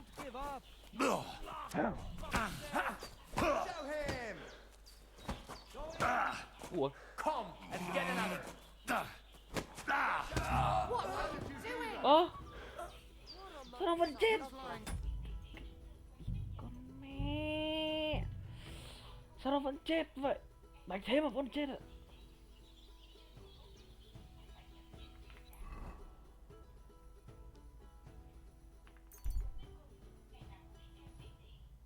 Lưu phát. Lưu thôi, tôi không muốn gọi là mất cái bình kia, lưu thôi. Rất mệt. My shovel won. Yeah. Any we go. Any For the rule? route when you I'm ready. I hope. Ok. Nào, chơi. Go for it. And again, Tibor. And again, Tibor. Throw him. Too slow. You don't Watch stand out. a chance, Gajo. And again, Tibor. Ấy ơi. And you'll get another rifle. Ô may quá. Thắng rồi. I beat Tibor. Now what? I don't believe it. He was probably still rich, but it's one each. And if God has not made his mind up, Lade will play. Are you serious? Oh yes, I make Dice. Ok. What are the rules? choice. Ok. I'm ready. That's what I like. Dice thì dice. So de la or da de la. We will see who has luck on their side today.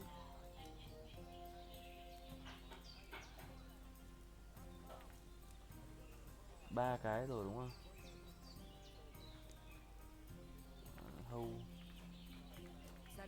Hầu. Ui, cô ăn bát thôi, tầm này.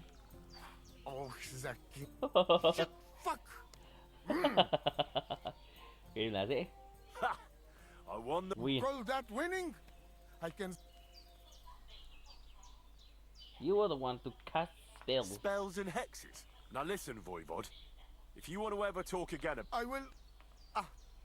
Just. it's Marika's. You have to give it to her. And you? No. All right, we go then. Bù lao mất dạy chúng tôi này. Marika, I've brought someone who wants to see you. Dad?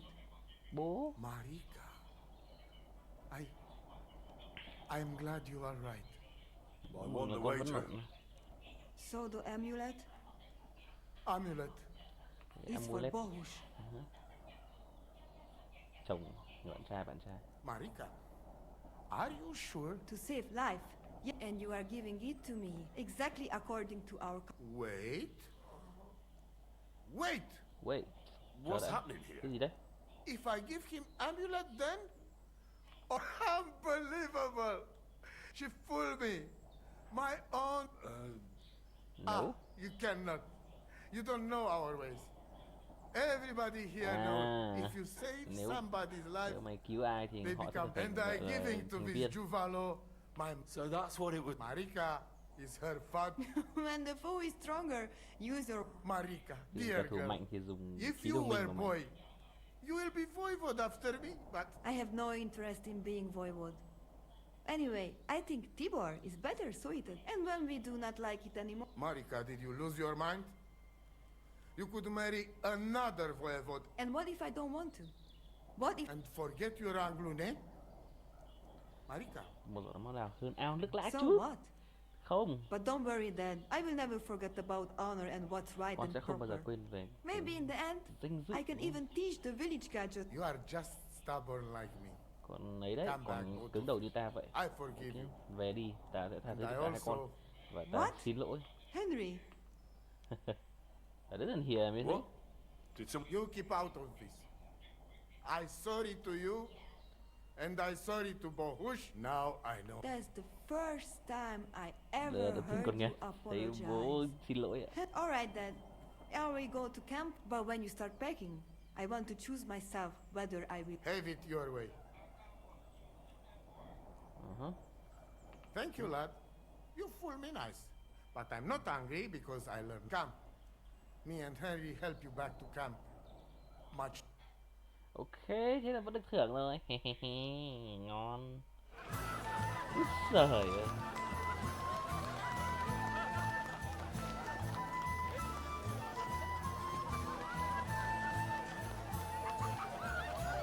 Ok, một cái này là một cái big cinematic xem vậy.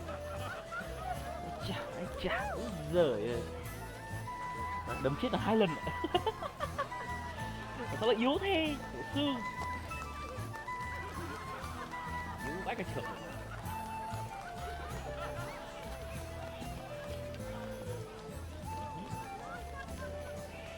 Ủa, như ma vậy. Ai đấy? Vọng phu à?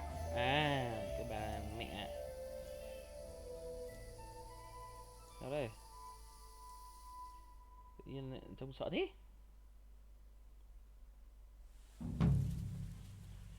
Katarsal, what's up, Butch? You keep overdoing it, you're gonna become addicted. Okay? Addicted. Không nên uống nhiều quá. Tại mày chứ tao cũng uống quá đâu. Ok, đầy máu rồi, đi thôi.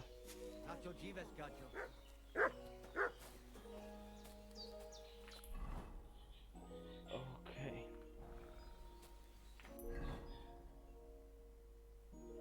Kìa, những người khác họ vẫn giận tím tài. Ready to the wedding. Ok. Phải đi đến đây này. Đi đến đây tìm cái ông thợ rèn thôi. What do you want here? Mueller đây rồi. Anh ơi, nói chuyện em tí.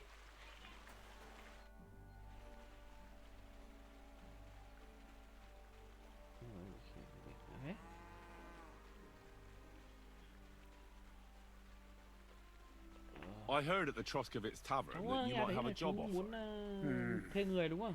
Well, you don't look lame. I also heard you're invited to that big wedding coming. Chú cũng That's no business of yours at the moment. Cái là chủ nghiệp. You see, I'd really like to get into that wedding. It's only natural to have dreams and desires at your age, lad. You'll be carrying sacks of flour.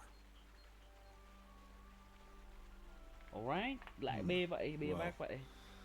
I probably won't find. The sacks are in the barn, and the wagon is in front of it. I'll give you a groschen for every half dozen you carry.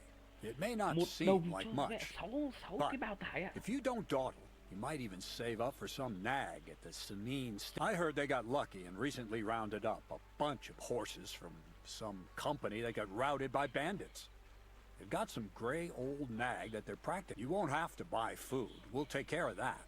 And you can sleep here in the barn, but not on the sacks of flour. You understand? Or I'll tan your hide. Climb up to the loft with the other. Oh, fuck me. Careful what you wish for. Go on, get to work. God be with you. Ô, cái đấy cũng là sai quét á, vãi.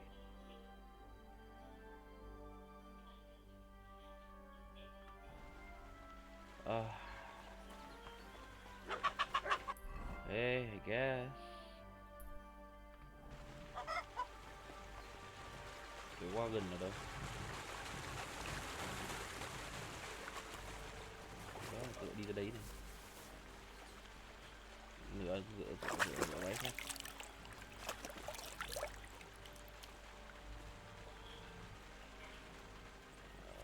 Okay.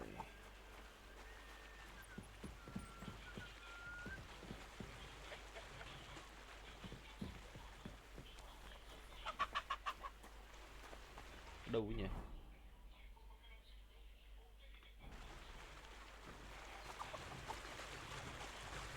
Trong đây à?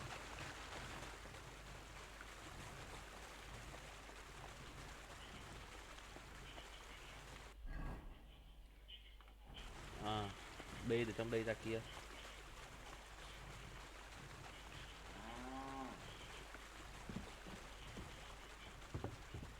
Chưa để.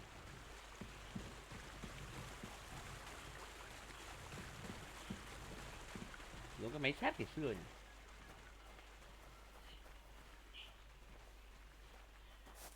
Đấy, được ăn được ngủ thế được rồi. Gì lại.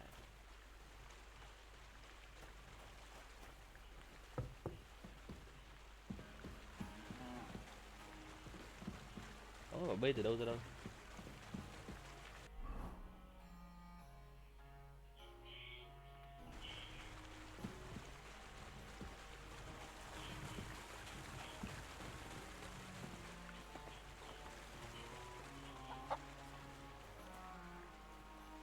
Có thấy quái đâu.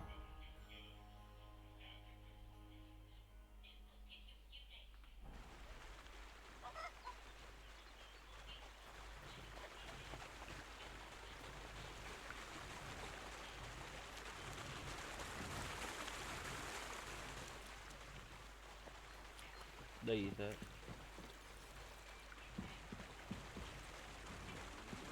Yep. You can barely lift it. Chị bà. Chó kìa, không biết nó đang ở đâu. Okay. Oh, I'm sweating like a pig.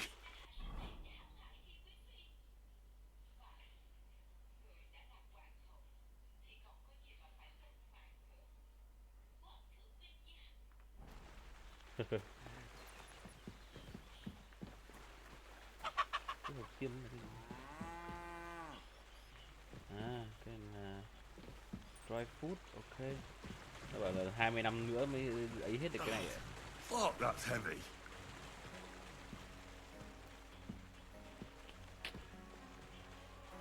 Trẻ con ở đây thì sinh ra đã có cái này trên vai rồi. This is no joke. Maybe this one will be lighter.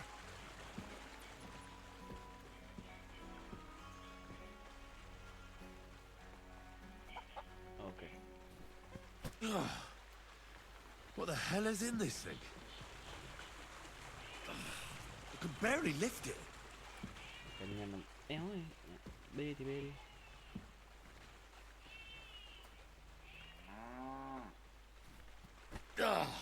Fucking hell. Oh, what a slug.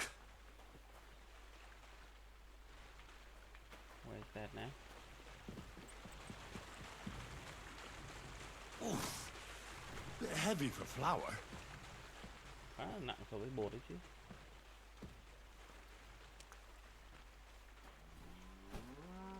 Nhầm rồi. Chết lên xe đấy con. Oh, I'm sweating like a pig. Okay. Chỉ mày à. Ủa? Cái gì đấy? Phân à? Have you got it done?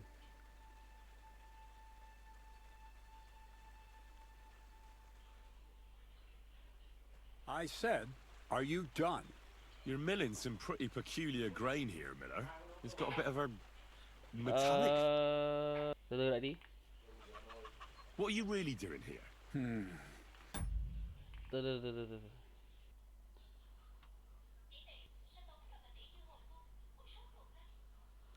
Ok. Sorry các bạn, anh tôi đấy. Seems I'll have to lift the lid off the cauldron of knowledge sooner than I expected. You think you're ready? Yeah? Yes. I'm attempting to convert matter into a truly miraculous energy. What? What? I understand. It seems impossible. I'm sure you're asking yourself what that has to do with the metal in the sacks. But we're only just scratching the surface. You see, for my experiment, I'll need something sinfully earthy. Something we'll have to appropriate. And that's something you can help me with, my curious apprentice. So thievery. Just like Peshek in Ratai. I should have known. Trộm mà. Thievery? What a Vãi, ông ấy crude điên way trộm of vậy. putting it. But a truthful one. Those things aren't mutually exclusive. Ông mày điên trộm à? That smells fishy to me. I'd rather make an honest living. Honest living, eh? You're doing... They'll be back here.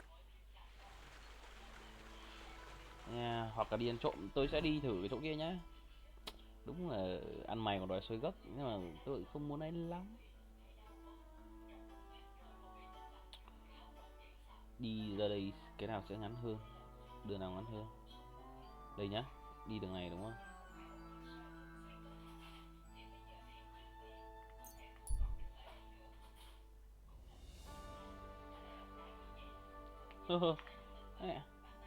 Cái gì? Hey, we've been looking for you. Surrender now. Fine, you had your chance. Cái gì đấy? 22 giờ 55. Mẹ bấm nhầm con mẹ rồi.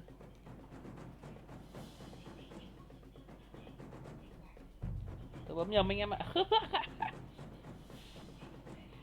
Đéo ai muốn thế đâu. You silly. Greetings, my friend. I'd be with you. Bây giờ lại phải đi bốc vác à? Yep. Phải bốc vác vậy, như thế lưu. Tí lưu đã anh em ạ. Chứ không tự nhiên gặp cái ông kia mình rút kiếm ra nhanh quá. Reply nó trước.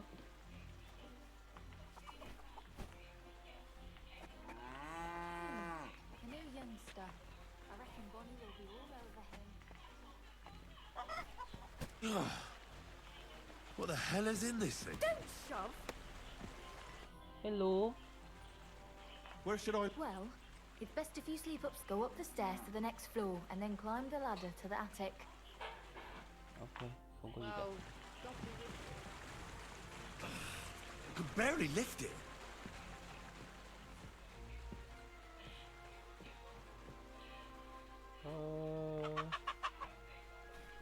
Ông mày ăn trộm mà.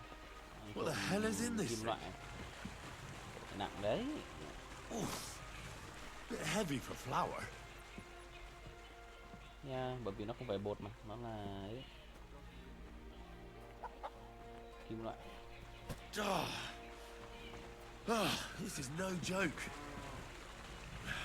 Maybe this one will be lighter. Nope. Cút ra cho anh thể hiện. This is what we get instead of zinning. Fucking hell. Phải thêm hai bọc nữa. What a slug.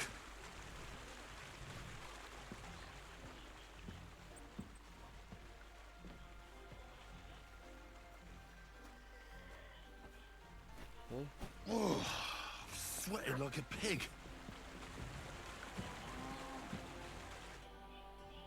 Okay. Skip nhá. Your milling has got a bit of a quarter of that. Tell me the... You think... Yeah. Yes. I'm a... You see, some... Thievery So đấy. thief, but those... On no bit. Ê, liệu.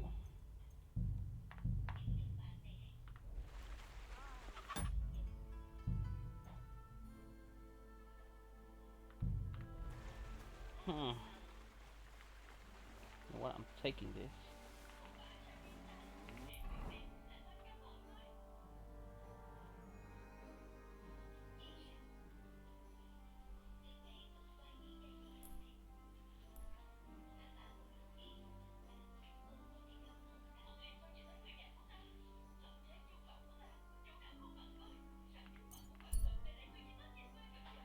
Né đoạn kia ra thôi. Tầm này.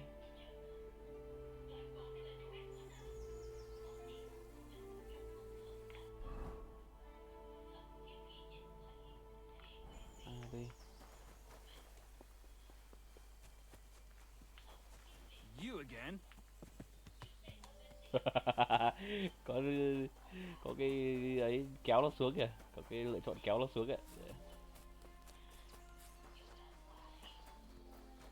Giờ sẽ đi xem cái ông Mưu, cái ông thợ rèn đấy có ấy không, có honest work không. Có phải ông thợ rèn, không biết là ông thợ rèn có ấy không, có gọi là trong sạch không, liêm không. Ông Mueller này có vẻ không liêm rồi đấy.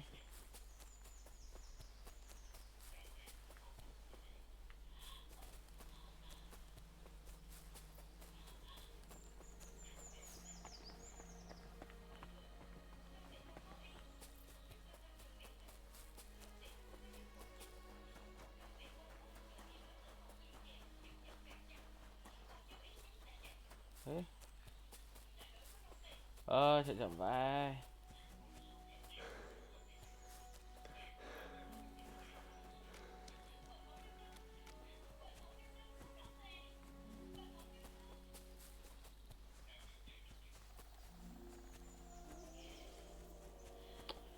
Chạy chậm quá anh em ạ. Tôi thích mấy cái rừng cây này vãi.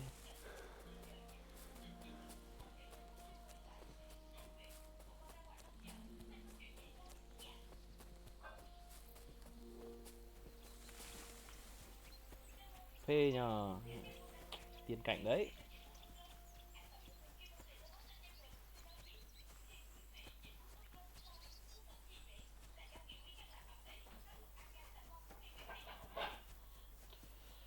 Giả lập chạy bộ. Did you hear about what happened at the big wheel? At the mill? Yeah, the place by the Jehorovka stream. Xin chào. I see you had some... Well, that's none of your concern. Unless you're some... And if I were... Well, whoever the hell you are, it makes no difference. You work for the king? I'm curious to know what a royal official is Vãi, doing bọn anh here. làm việc cho nhà Well, I vua. don't think it's any of your business, lad. I've just been to see him. Ha! Think you can pull the wool over... You think I don't know You who think you I don't are? know what you are? You may be covered in grime, but judging by your clothes, you're no better. Well, now I'm...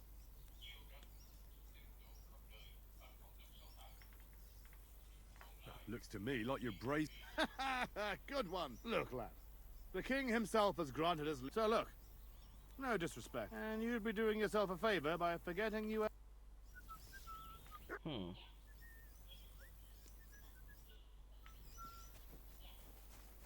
Ok bà đi. Tụi chả biết chúng là cái quái.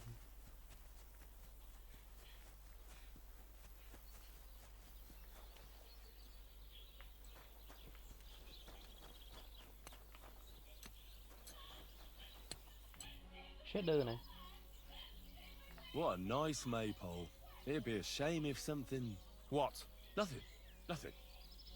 Really? Cái maypole đây mà. I'll say the best in the county. No. Because it's the only one. We topple the... Nobody gets the better of us. I don't think they're... Even if they do, an equal raise the alarm. Okay. What would you like? What do you have for sale? Có thằng nó sẽ đứng canh. Ok, được.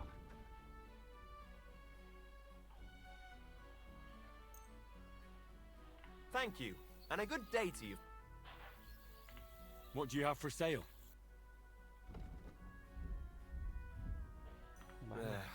Maybe next time then.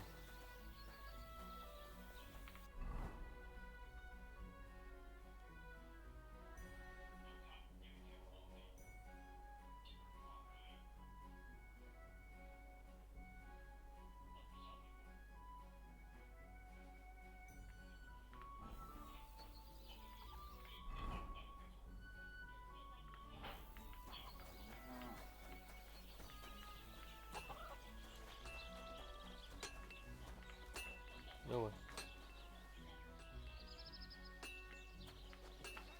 Nghe tiếng đấy rồi, tiếng búa rèn đây rồi. Bác thợ rèn ơi. Hello bác.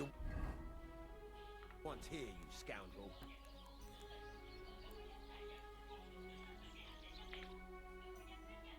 Ooh, nice, nice.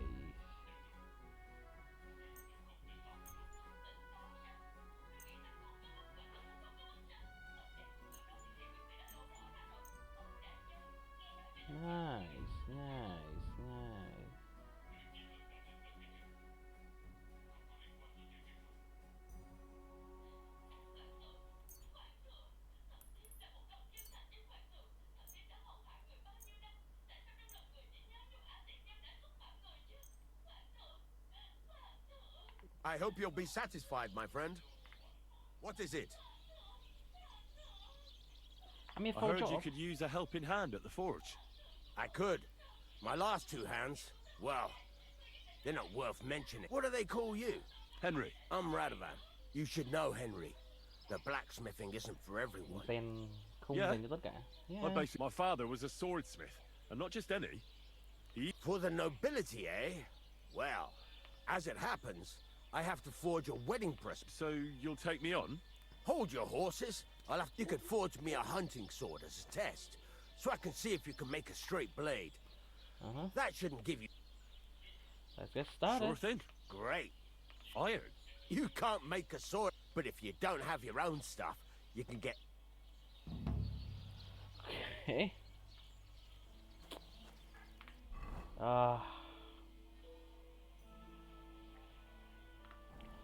Go over to the anvil and let's get started.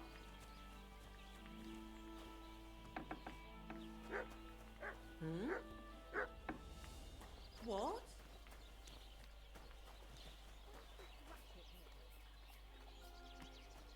What is that? À đây.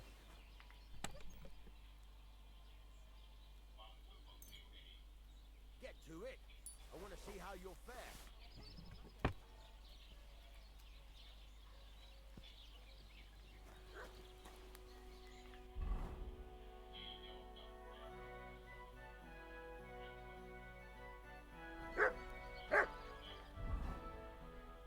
Furnace is cold now.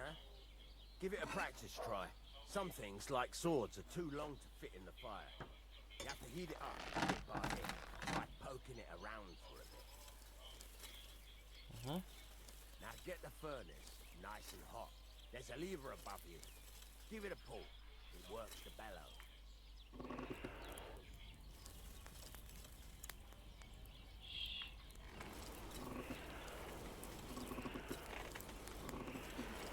Quy để thổi lửa, thổi bể. Tôi thành on rồi. Đấy. Này. But you won't be able to tell when it's in the fire.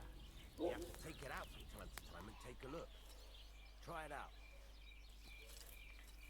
See? That's exactly the straw color we want.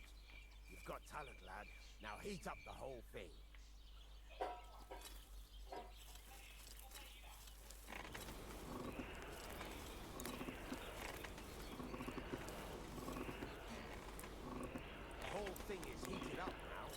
Come over to the anvil.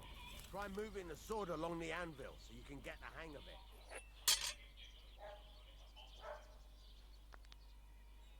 Now take the hammer and try hitting it a few times.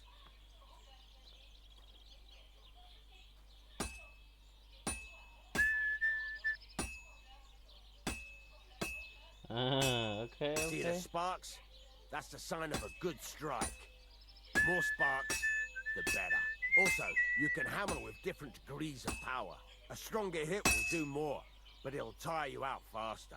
Try giving it a few blows, as hard as you can, so I can see how strong you are. Boom.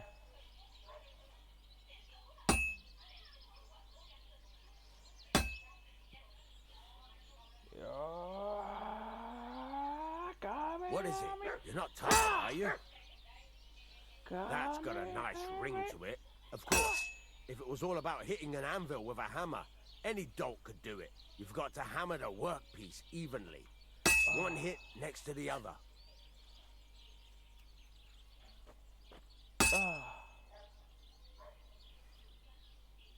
Oh, Jesus! It has to be even! Biết rồi.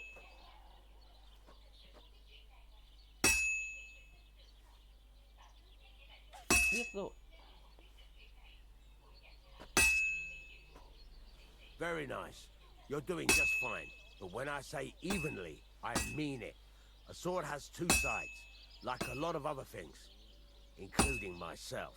Turn it over and continue on the other side.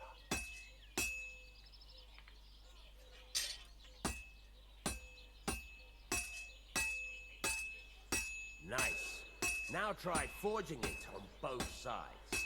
The closer it is to being finished, the more it will take on the shape you want. It'll cool off soon anyway.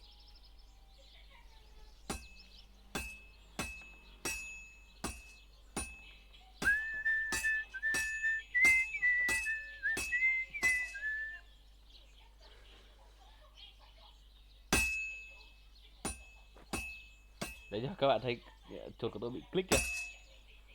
Chán lắm anh em ạ. Double click chuột rồi.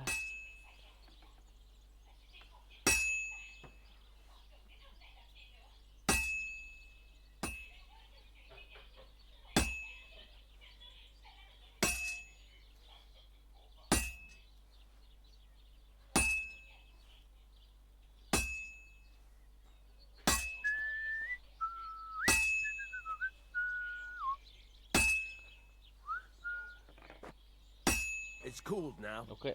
You can't do it all in one go. You've got to put it back in the furnace from time to time. Sometimes you've got to go there and back all day. But it's all part of the craft. Now, get back to the forge and heat it all up again, like before. Okay.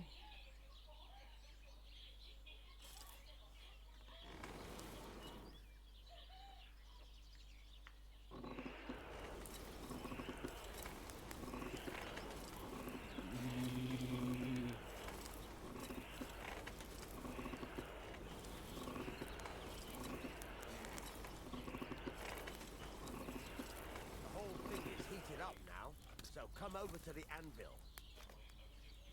Lại gõ tiếp vậy.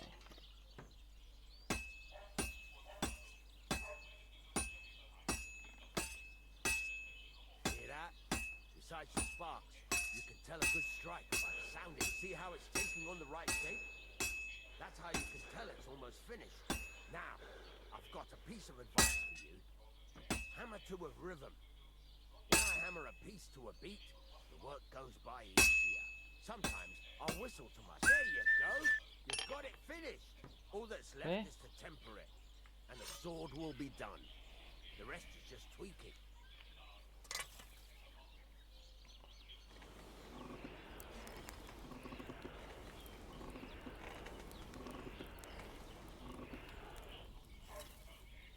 Okay. Ooh, that's nice. That's nice. Okay, okay. A soul, master. A soul. Finally. Được chứ? Right. Let's have a look. Quá đẹp luôn. Very nice work. He'd certainly be happy to. If you carry on hammering as well as you did today, you've definitely got a job here. It's all about making sure every strike. That's why you can't let it get cold. If you work evenly, each strike falling right next to the last one. Got that? Or is there... Uh-huh.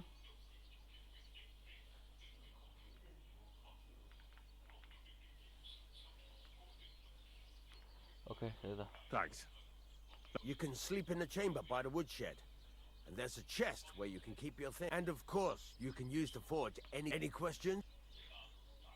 Where can I get? You can buy some essentials from... But if you want to make a fancy sword with lots of ornament... This is just a village, you know. The locals ain't after luxury. Okay. What can I do with it? Well, you can sell them. Though you probably won't have much luck around here. But I... Where exactly is my bed? At the side of the house. There are 2 doors and a wheelbarrow between them. You go in by the rear door and you can put your things in the chest there. Okay. What now? What do you think? You're not going to be idle. I'll find you some work to do. You're pretty good at swords, but what the locals really... Right. Here are some simple drawings that show what you can get down to. Just like that? Sacre, lad. I chose you because you already know a thing or two. I'm not going to look over your shoulder. Oh, you take care of these smaller jobs. Forge will once you've made some coin and feel like being out in the open again.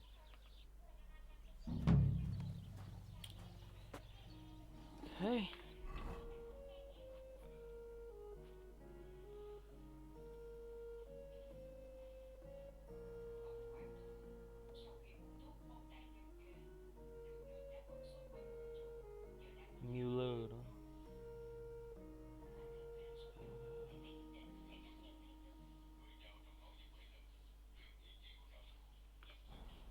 Okay. It's about those two idiot hands of mine, Venser and Franzi. They drove off with... Do you want me to find them? Just so. But more importantly, I want to know where my cart ended up.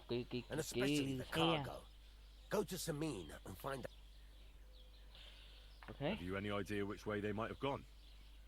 There's only one road to Samin that can take a cart. It leads from Takov to Troskovitz, but I've got a bad feeling they got up to no. Okay. Those two hands of yours. Can't tell you much. I don't think they wanted to stay here with me for long. But these days I can use all... Were they No, they worked hard. They ain't no slackers. And I can't say that about everyone. Giờ mày bảo mình đi tìm cái xe hàng, hai cái thằng đẩy hàng đấy thì có vẻ là bao có vấn đề gì xảy ra. Bugger and bollocks. All sorts of stuff. I'd say Lord Samin, there were some hunting swords, bastard swords, crossbow bolts. I also fixed it and some kitchen stuff. Sacks of... There's a good month's work in that cartload. Okay. All right. Go ahead. And if you find that pair of... Gladly. I'll kick some sobriety into them. Đá chúng nó. Okay. Can I ask you... What is he? All right. Time's wasted. Okay. Tìm thôi, tìm thôi, tìm thôi. Chúng mày ở đâu? Chúng mày ở đâu?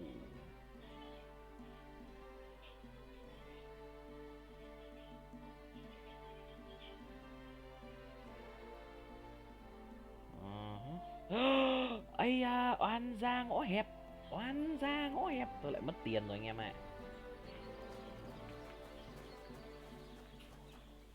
Bây giờ mình phải tìm đi đâu nhỉ? Project Feller.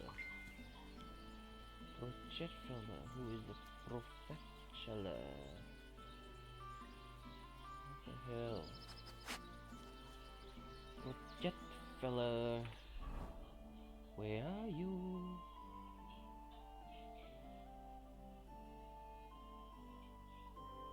Project Feller.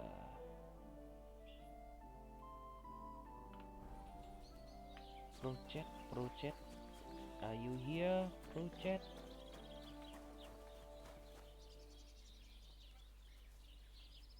Ah, dice player. Don't think I don't know who you are. What?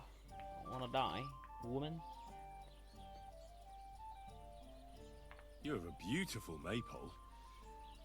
Aye, we're doing pretty, and our fellas guard that. But if they're guarding it, that's why they take turns.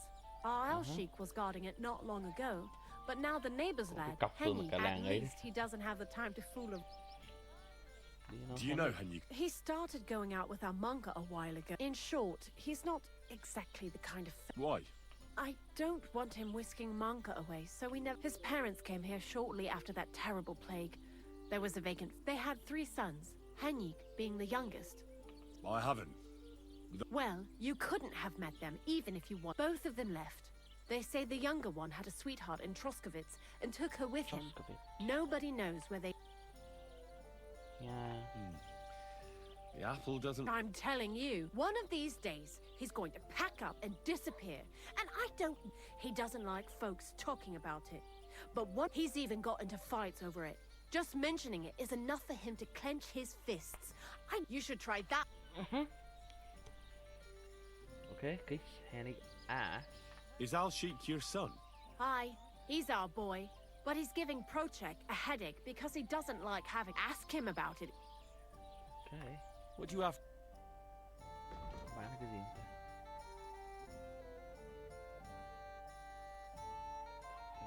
Vải lanh này, bán này.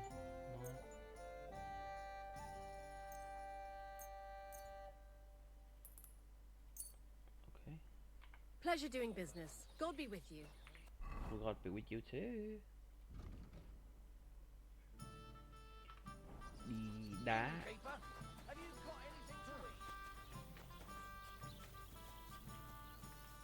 So, this is your famous maypole. Okay. Henny's ass. What do you want here? During the day. Better to try at night. Okay.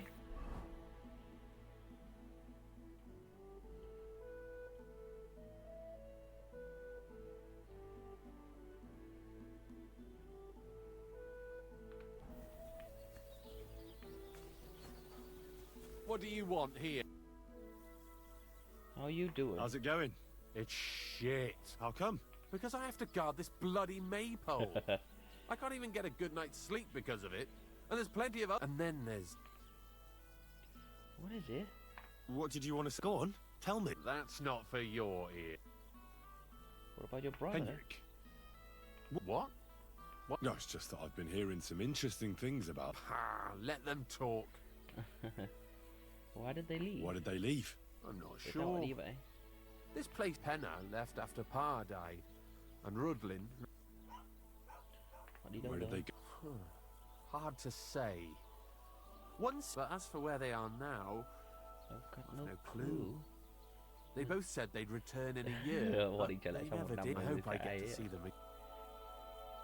I hear you've got wanderer's blood, and you're getting... I'm a bit of a wanderer myself. This again? Just you wait. I'll show you. When you say show, do you mean run away? Mày định chạy đi à? I've heard that's all you can do. Tao At nghĩ least là that's what everyone says. Come on then. You ask for it. Mày luôn luôn chạy đi Pray đúng for không? a quick death, you bastard.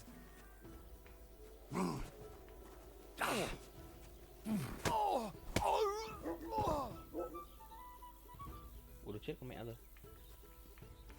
Ok.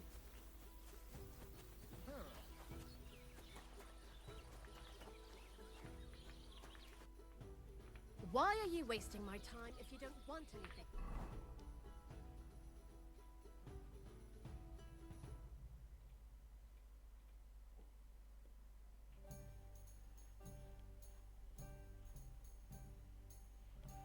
Đấy, nhưng mà mình giết người thì có ổn không vậy?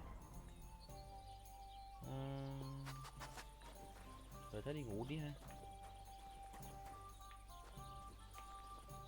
Peasant này, làm ăn gì? Giường của tôi đâu nhỉ? I'll be keeping my eye on you.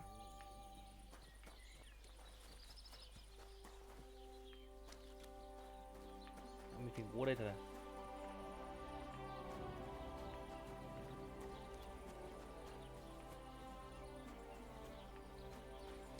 Ngủ đâu?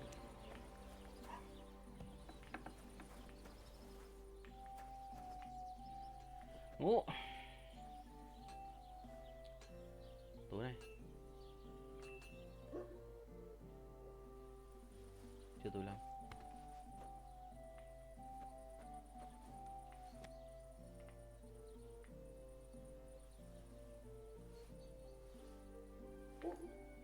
Ok, cho tối hạn đi đã. Tôi đói nha.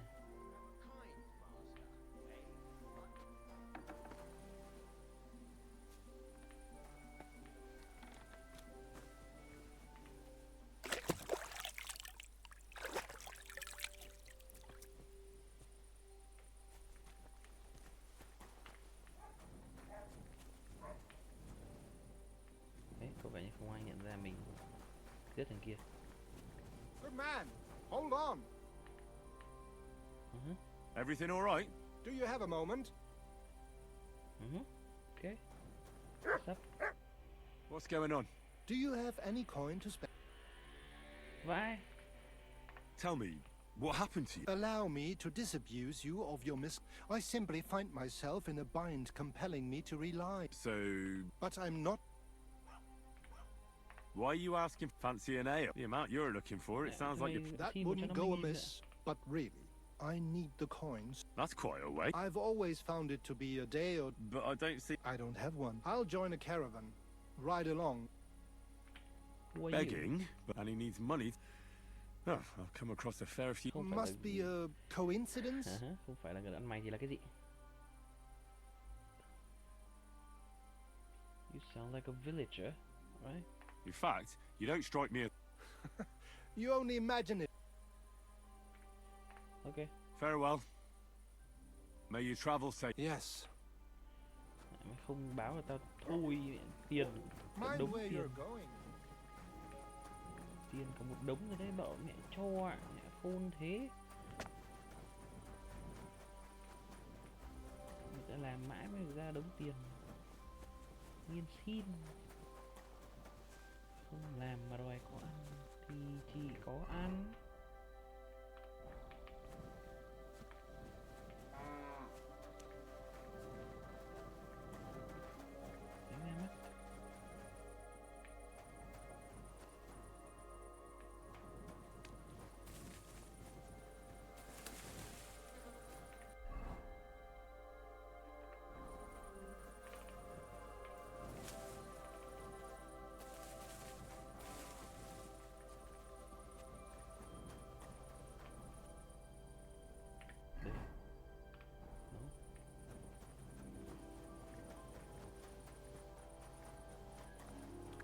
Ủa nó đâu nhỉ? Quên bố rồi.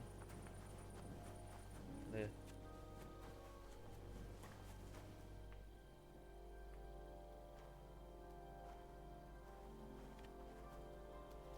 Nhanh.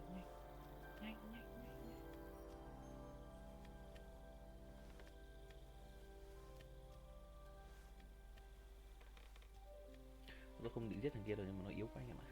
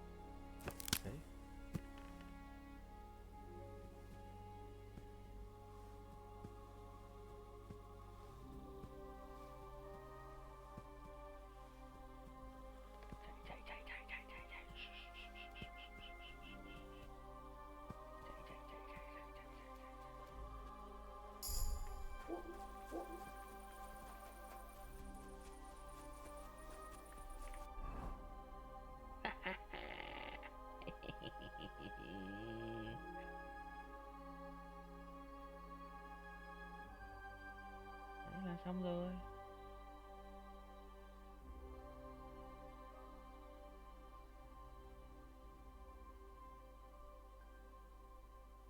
Đâu nhỉ?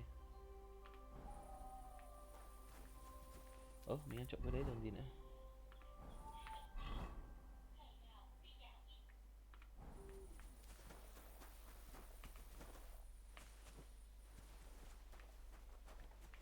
Phải lấy cái này mới được.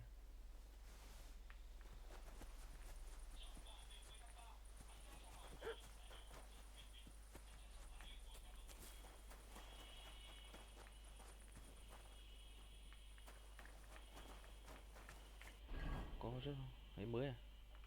New quest này. Chắc không cần.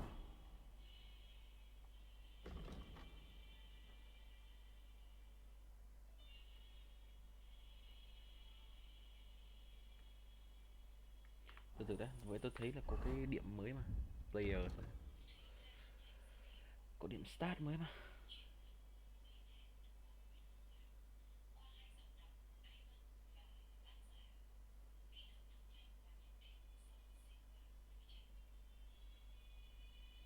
Không có à? No element. Ok. Bây giờ mình quay lại đây. Ok. Nice.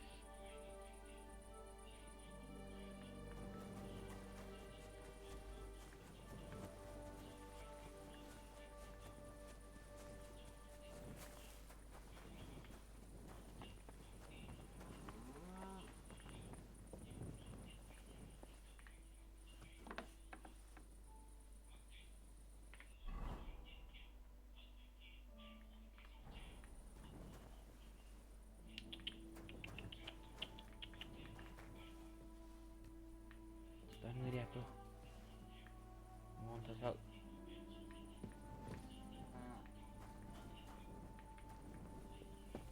Kia Phương đang ngủ chứ.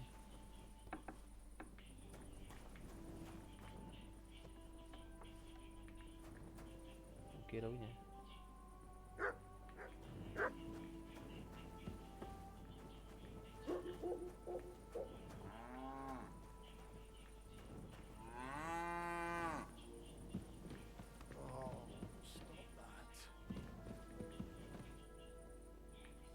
làm thuê mà. Ông kia đâu nhỉ?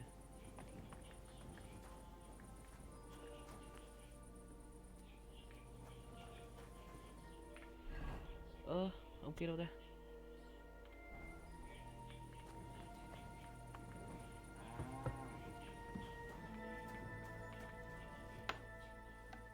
Vấn đề.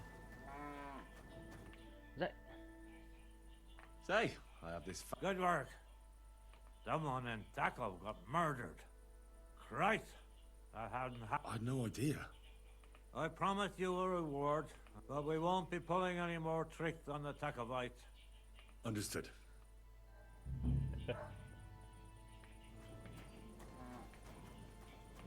Má, mình lỡ đấm chết nó ạ. Thôi kệ đi. Ai biết đâu.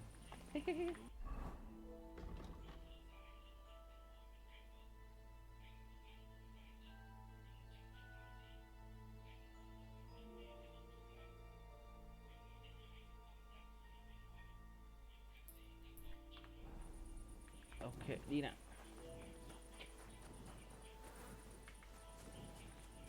No killing, biết là không giết ai rồi, nhưng mà nó yếu thế thì biết làm nào đây.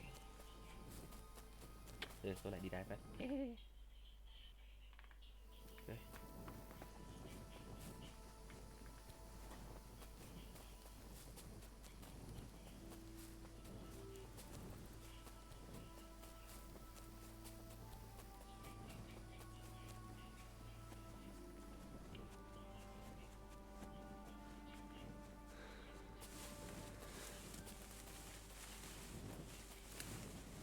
Trang đẹp thế.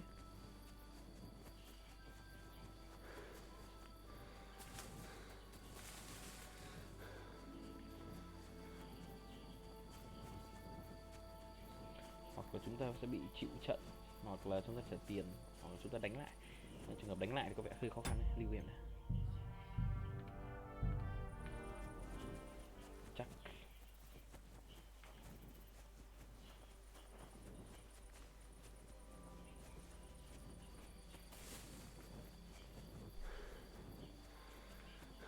Đấy. Mình đang bị truy nã ở đây anh em.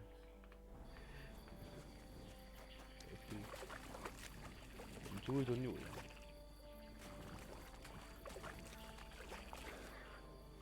Đấy giờ này đây.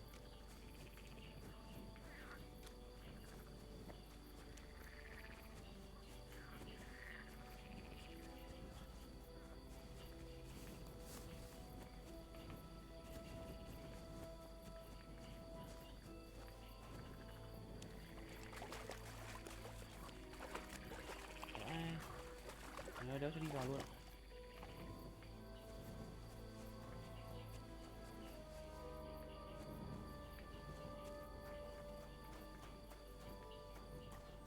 Warhorse Studios. Ai là Warhorse Studios? Anh ơi, em muốn mua ngựa anh ơi.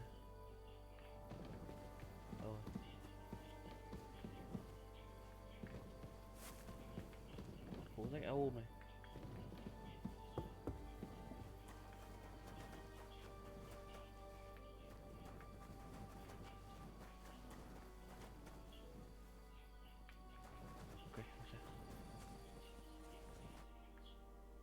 So I says to him, "No, father, I haven't been fornicating.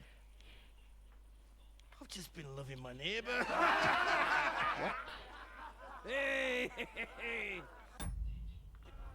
You alright there, laddie? Nó nhầm mình với Oh, con you gái should have seen him. He went as red as a cardinal's hat. Oh. Hey, servant, bring some wine. Mày bảo ai là servant đấy? Me? No, I'm not a servant. Oh, I know. Old Serene is saving supplies for the wedding later. But you didn't need to bother your wee head about that. Look, I'm not from here. Oh. Tao không quan tâm mày là I didn't give a fuck where you're from. You speak our language, do you not? Mày nghe nói giọng tao đúng không? Well, Yarko, seems to me this fella doesn't know how to behave toward his betters. Mẹ, thằng này nó bảo là better á. Chúng mày nghĩ à? The old man's hired hands are lacking in Manners. We'll soon fix that. Chó này. Mày dám láo với cụ phải không?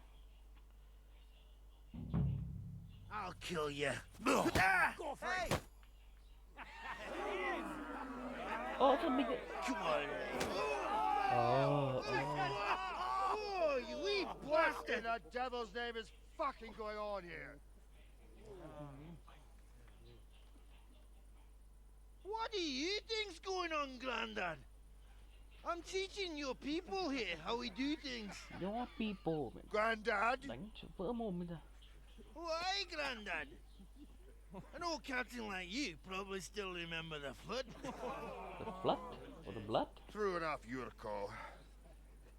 I am. Ta già đấy, ta vẫn nhớ được hết I thứ. remember all sorts of things. Đấm nó. Like you.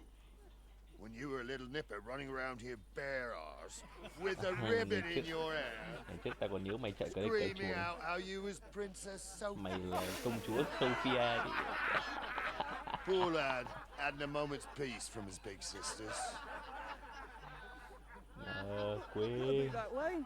Quê. Who in God's name are you? Mày này. Henry. Henry. The Takoff blacksmith sent me. Radovan. Thợ rèn. Blacksmith, eh? Then you'll have some explaining to do. Okay. Come along and never mind that fool Yurko. Young Samin's getting married, so we has to put up with his kin from Moravia. Okay. You say Radovan sent you, eh? Some trouble with that cart, is it, lad? Đúng rồi. Yes. Actually, it seems to have vanished. My God! Anyway, Lord Sabine should hear whatever it is you want to tell me. But we can't go rousing him at this hour, can we? Yeah. Come back in the morning. Or at least before noon.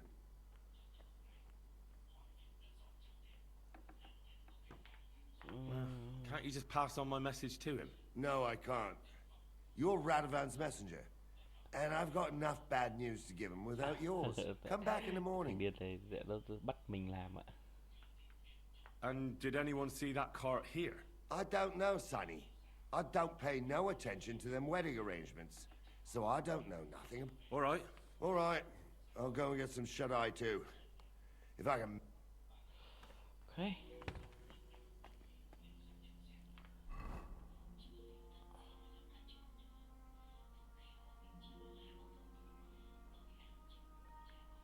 Before nữa. Có đi ngủ được ở đây không?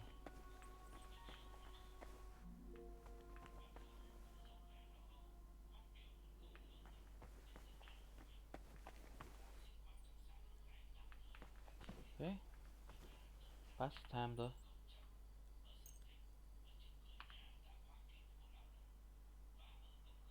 Đành vậy. Hơi đói nha, ăn tí.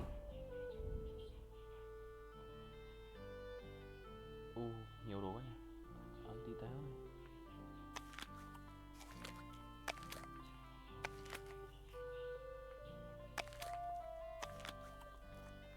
Okay.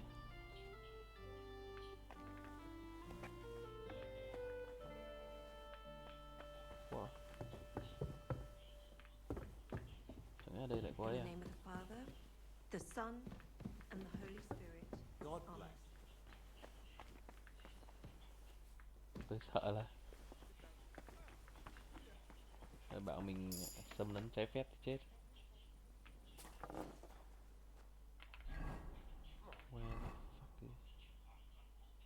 Gần đây đâu. Are we gonna have gruel again tonight? Nấu.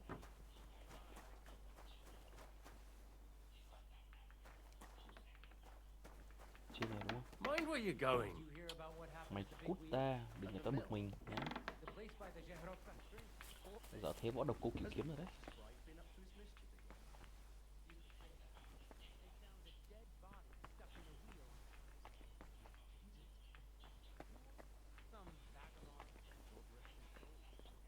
Nó trong này đúng không? Judging by the state of his body. So what? Somebody did him in and chucked him into the water. But the river there has a powerful current. Greetings. What do you want? Cheap horse. I heard you might have a cheap horse for sale. Well, I sell, but by the looks of you, you must be talking about, but all she's good for are sausages. That old bitch won't let anybody I was already suspicious when that traveller saw. He said he found her running about. Grey, old, and someone found her by the road. That's where we were ambushed. That's my horse. What do you mean I bought it fair? I admit, it was only for a few groschen from some suspicious lad who... But that horse, so it belongs to... She's my horse! In the retinue that was attacked down by... Right. You happen to need a new horse, and this... Does it have your... It does not. Who sold Who it? sold it to you? I told you, some young lad. What did he look like? You're a bit hasty. He had black hair and a big beard. And he looked like he'd been sleeping in the woods. And his breath smelled like... But I couldn't tell you...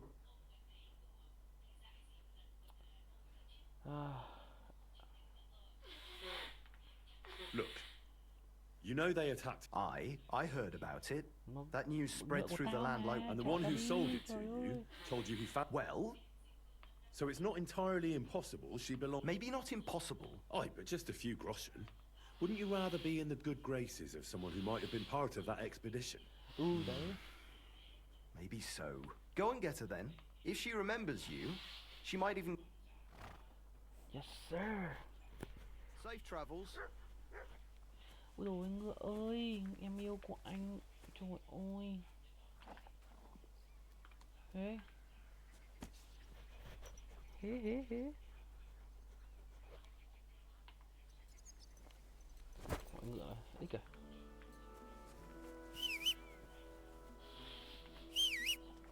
Yep. Có ngựa rồi, anh em ơi, có ngựa rồi. Có ngựa rồi anh em ơi, có ngựa rồi, ngon quá. Cứ là ngon quá.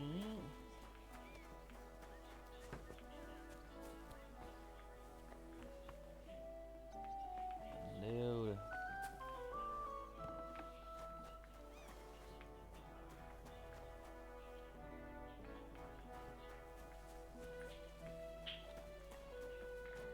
Jesus Christ be praised. Có cái thằng giúp cô kia. There you are. Ô. A thief.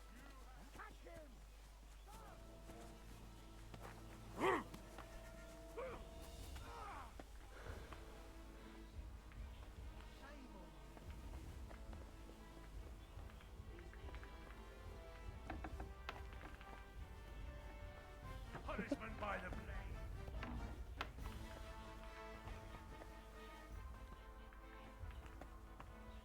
I'm coming.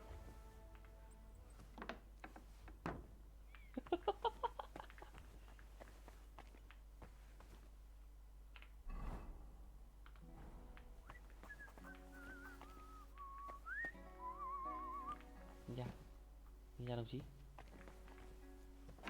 Đi chơi.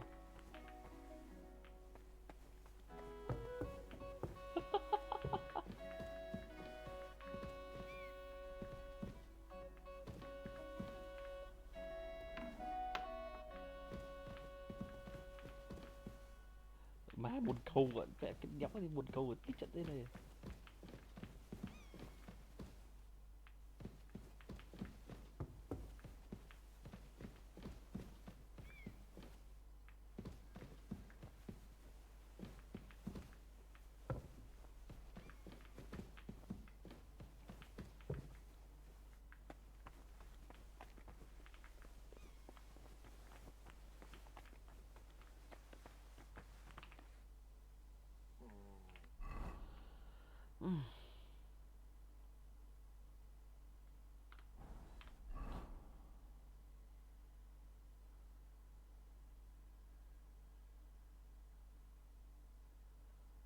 Lost the mean.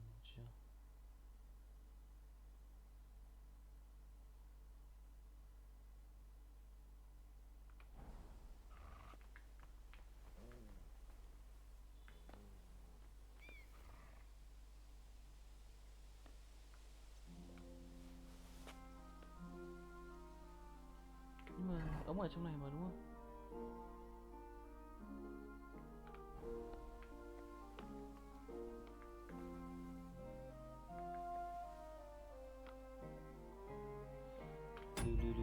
đi. Trước khi làm hành động gì ngu ngốc.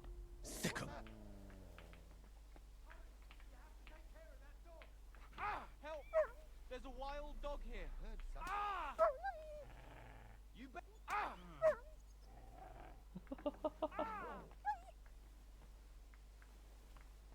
I must be mad. You're joking, right?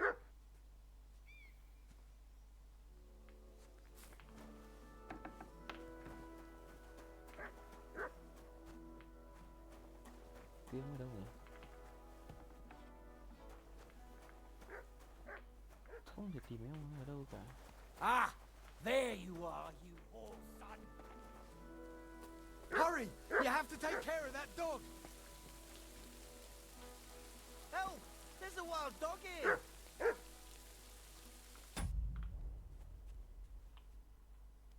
Free. This is unbelievable. Mutt, come here.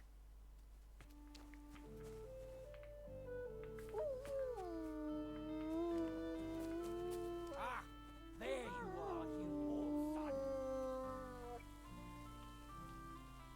Here, Mutt. To the stocks with him. That madman. It was you. What? Shame on you.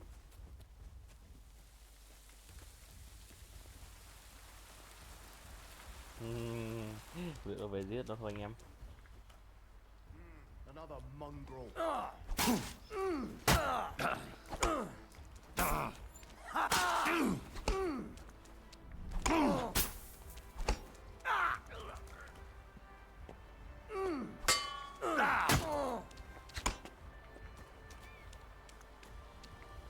This is unbelievable.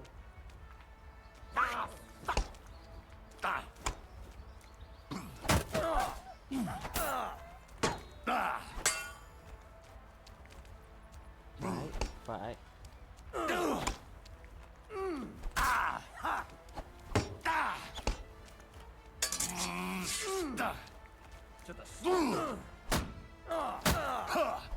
Mẹ, thằng này cứng thế nhỉ?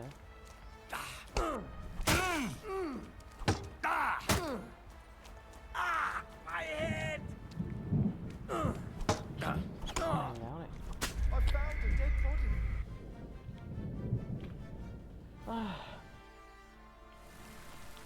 Đùa vậy thôi, lốt lên này.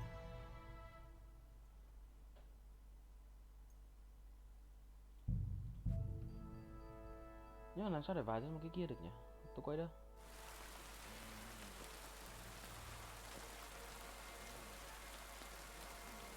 Tích ra.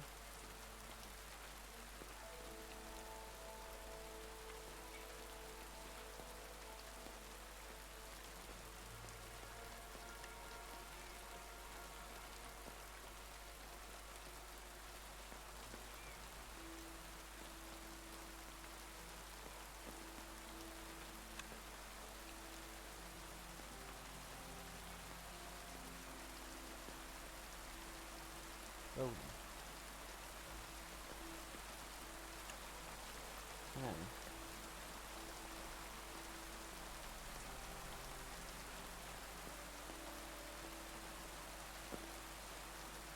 Vượt đi chút. Rồi, thôi.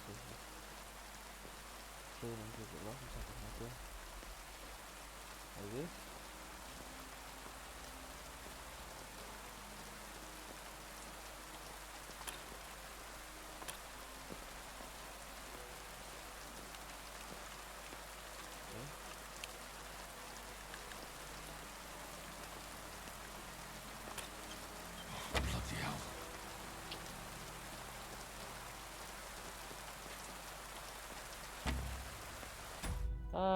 Chị bảo.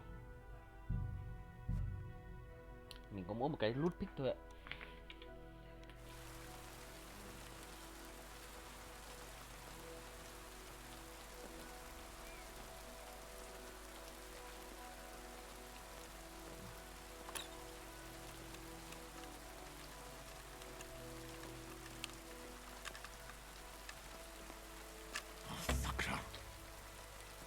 Thế phải làm thế nào?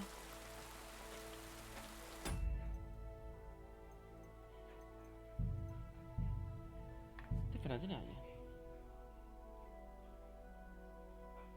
What should we do?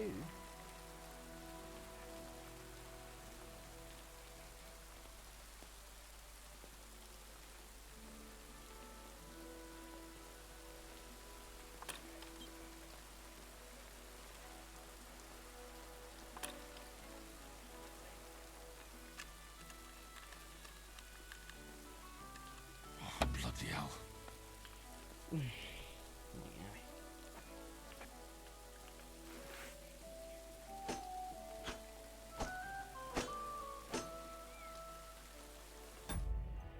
Mẹ, khó thế. Mình đéo theo mấy đâu vậy?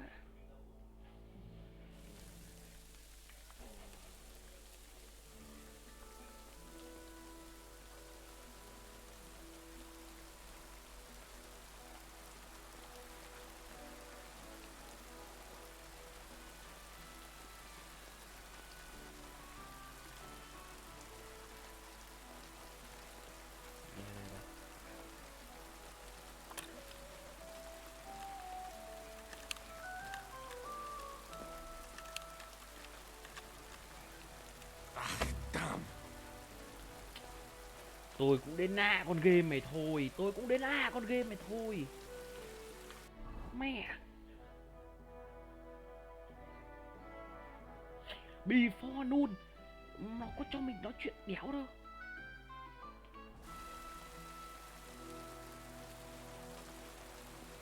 Ở trong này à? Hay thế đéo nào? Good day. À đây.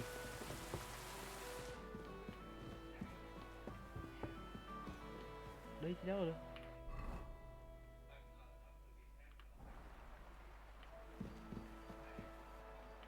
Mẹ. Đây xó xỉnh đéo rồi. Đâu phải đâu.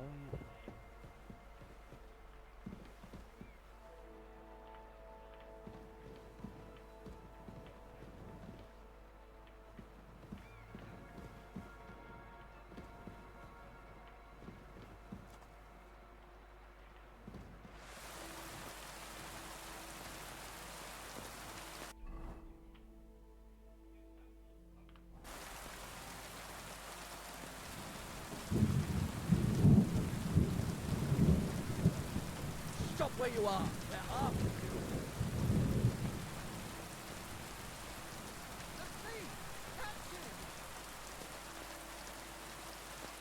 Đéo bao giờ bắt được luôn.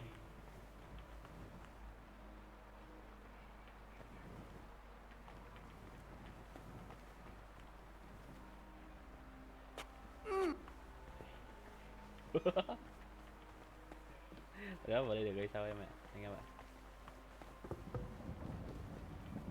Là quan trọng là mình phải đi tìm ông kia đã, mà mình đã biết ông kia ông sơ chết ông nhìn ở đâu cả.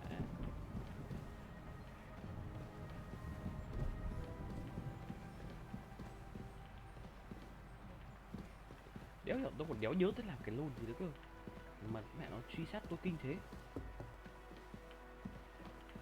Nó làm gì?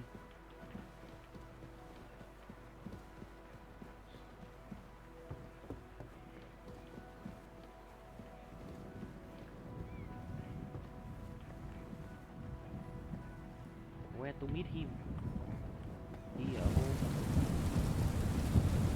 Đi ở kia.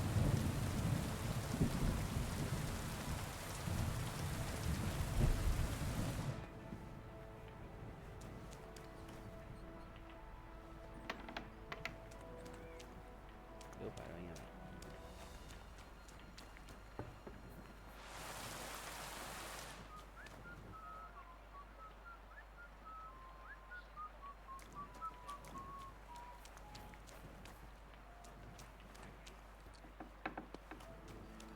Đéo có thể cái ông ấy ở đâu ạ?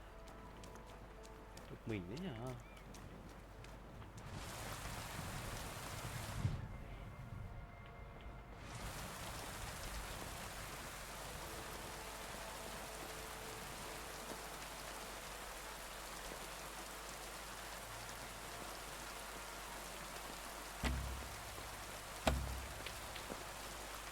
Cái thế là ông ấy ở đâu?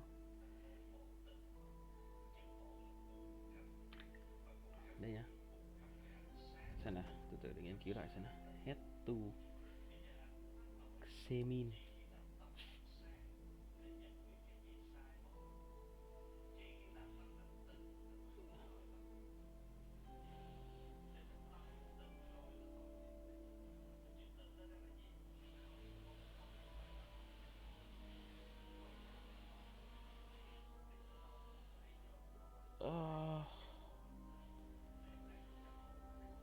Làm thế nào mới gặp được?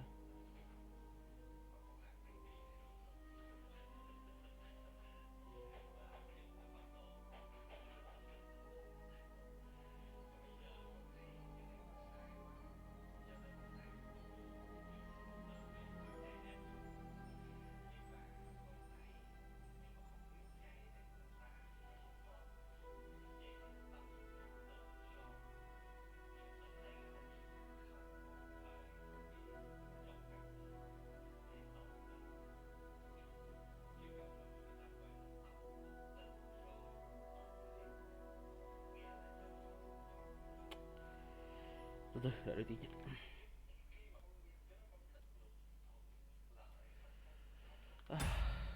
Này chúng ta yếu ấy được rồi nha. Chúng ta phải load game từ đoạn kia cơ. Xong mà đợi đến khi sáng thì đến.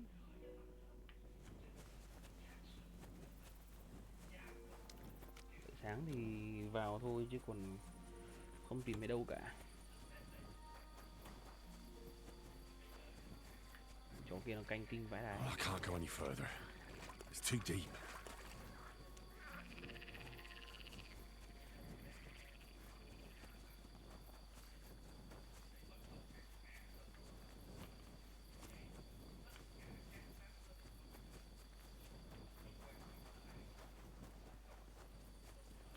Ok, đợi. Đây đợi vậy.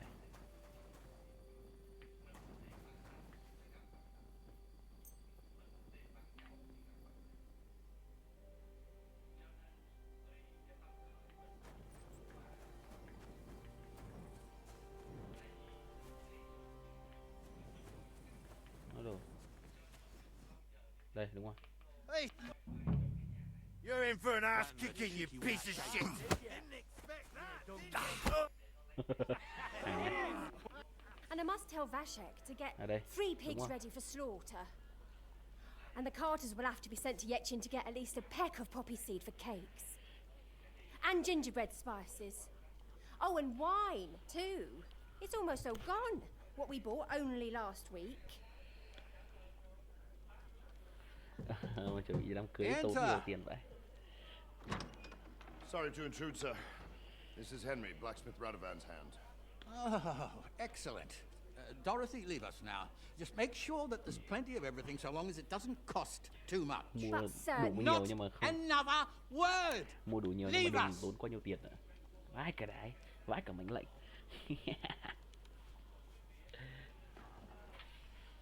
So Radovan sent you alone. Who's going to unload it all? It's a whole cartload. Yeah, Radovan sent me, sir, but not with the goods. The thing is, he's missing his cart, along with the carter in his hands. What? But they never came here. Are you telling me they got lost? Ý mày là bọn nó bị lạc ấy hả? I couldn't tell you what happened to them, sir, but it's my job to find them. Okay. Cháu sẽ đi There làm, are cháu all sẽ sorts tìm. of vermin roaming the countryside. Oh, no need to imagine the worst right off, gnarly. Gnarly.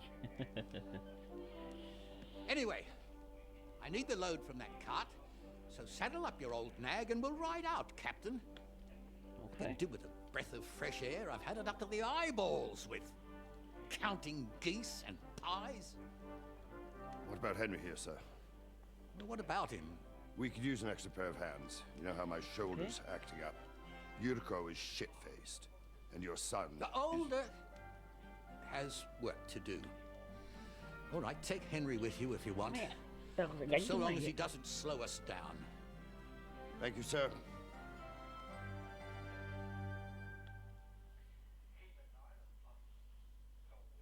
So, lad, you going with us?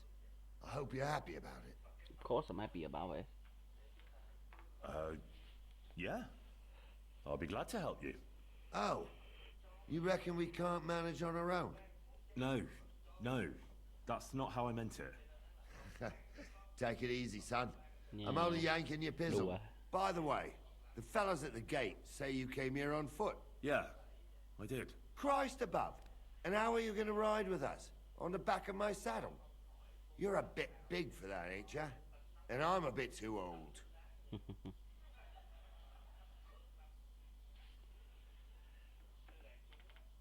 You've got a stud farm here, don't you? Couldn't I borrow one of your horses? Aye. And then we'd never see hide nor hair of you, nor the animal again. We don't lend horses. Không cho mượn ngựa đâu. Our groom brought in a grey nag not long. Tell him you've got to ride out with us, and he'll give it. All right. Well, that should be that. Yes. Actually, I'd like to go and see that wedding. Wouldn't we all, lad? And what would you do there? Mày đi làm gì ở đấy?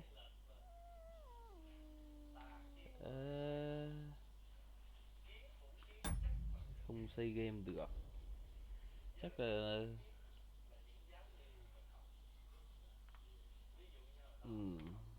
I'd eat and drink my fill and check out the local maidens. I hope Lord Samid didn't hear you. He'd be none too pleased to hear you want to take part in such a grand affair. I beg your pardon, Captain, but that's what most... That's an unspoken truth, son. Anyways, you're Radovan's hand, ain't ya? He'll be coming to the wedding. Stick with him, and maybe... I'd like... Wouldn't we... I beg your pardon, Captain. That's an... Anyway, Okay, who's this? This Yurko and his... They're Lord Samid's kin. They're fine as long as they don't get too much booze inside them. Only they're from Moravia, so they're never far from the booze. But what can I tell you, lad? Each to himself. Besides, they stick with the family when push comes to shove. And you can't say that about everyone. And you, sir? What is it you do? Well, son, I wonder if I haven't made a mistake about you. Have you... No, I just meant, what exactly is it you do for Lord Samid? I'm the captain here, and I'm sure I don't have to tell you what... As for my name, it's a nickname. Lord Samid's grandpa. When I joined his service as a young fella, I took my gnarly club with me. Wouldn't use anything. I was used to it. And more than once helped me to... I broke many a hard skull with it. And it's still in one piece. We've been together so... You're lucky. Or Captain Headcracker. You're right. Okay. We should probably get going. That we should. But it's getting... Come back in the morning and we'll set out. If you want, stay here. You'll get a bit of grub in the kit. I could go for something to eat now. Kitchen. Okay, cuối cùng được ăn rồi.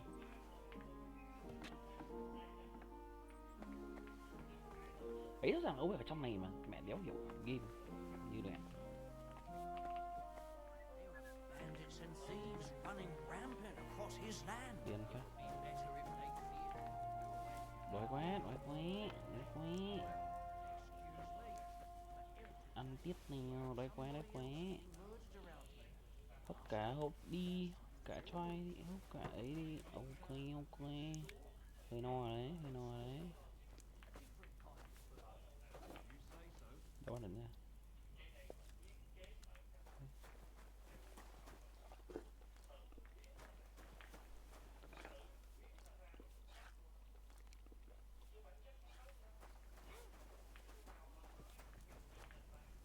À lúc ấy ông ấy mình không lấy được, giờ thì lấy được rồi. Ok.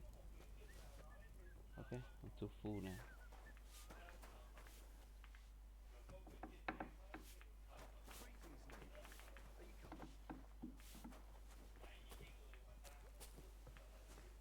Okay. Oh. I heard you might... Well, but by the look... But all she's good for that old... I was already... He said he... Great. That's where... That's my... What do you mean? I admit, but that... So it... She's my... In the... Right. You happen... Does it... It does... Who's... Some... What did it... You're a bit... He had... And it's... But I could... Look. I... And the... Well... So it's not... Maybe not... I, but just if... Wouldn't you rather... Okay. Go and get her. If she remembers...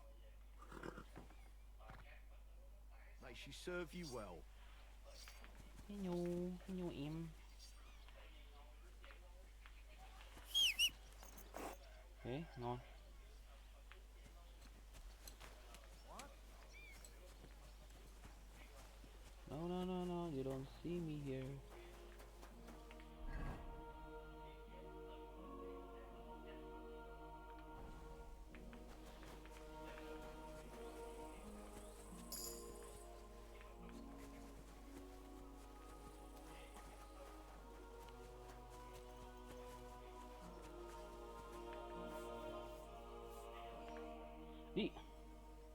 I'm ready to set out. All right, stay. As you say, sir. Lưu game này, ok. Where will we start searching, sir? If they drove out of Kharkov and headed towards us, they had to pass.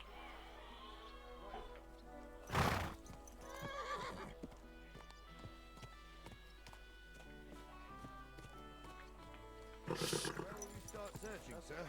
If they drove out of Kharkov and headed towards us, they had to pass through Troskovitz. Right, sir. You keep up with us, son. Troskovitz ain't far, but it seems there's fellas vanishing on the way. Very good, Captain. What do you think about it, Captain? I know you told me not to jump to any conclusions, sir, but I can't help myself. Someone's running rampant around here, sir. I know who's running rampant. Yurko in the cellar. We're out of wine again. I knew this wedding wouldn't be cheap, but I'm bleeding like a stuck pig. And the bailiff, the bride's father, you'd get more blood out of a stone than coin out of him. And then he behaves like I shit golden eggs just because I'm a noble, even though he's got more coin than me. Such are the times, sir.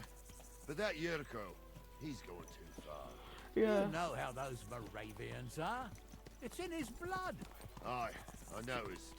But they're getting too much to handle. Him and his cronies. They started on young Henry, soon as he set foot on the courtyard. What? Is that true, Henry? It was nothing. Just a bit of a friendly brawl. They clearly had a skinful. I can understand it. Well, I've sure as hell got no understanding for it. I hope they didn't hurt you. Young Henry here gave Yurko a nice hammering. Oh, that's no surprise. The fella can hardly stand upright most of the time. You'd have to get up early to catch them sober. But they wasn't that drunk as to give Henry an easy fight. Look here, lad. If you're such a champion, I'm sure you'd accept the challenge of an old man like myself. It would be an honor, sir. Excellent. Not afraid, eh? That's what I like to see. There's an abandoned pen along the path a bit. We'll stop off there and see what you're made of. Right, sir. If you'll excuse me, I'll explain some things to the youngster here first. Wouldn't want no accidents happening. Tôi sợ tao đấm chết ông ấy đó. Nhanh lên. Cái ông ấy đi chậm ra chậm gì. Nhanh lên.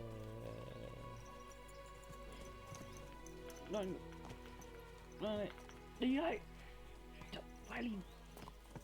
Ui nhanh lên. Tao cho phát bây giờ.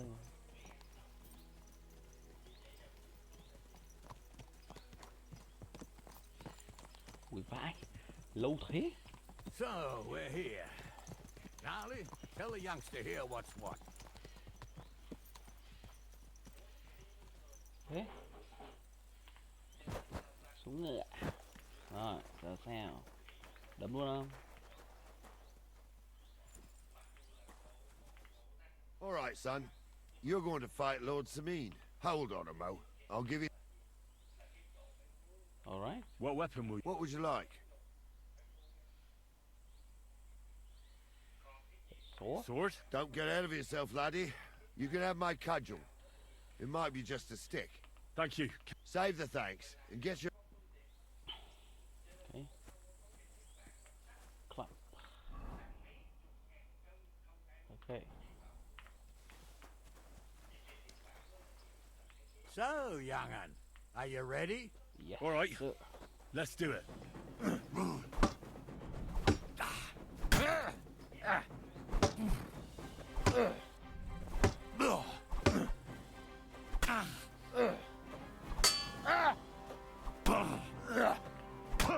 Ủa?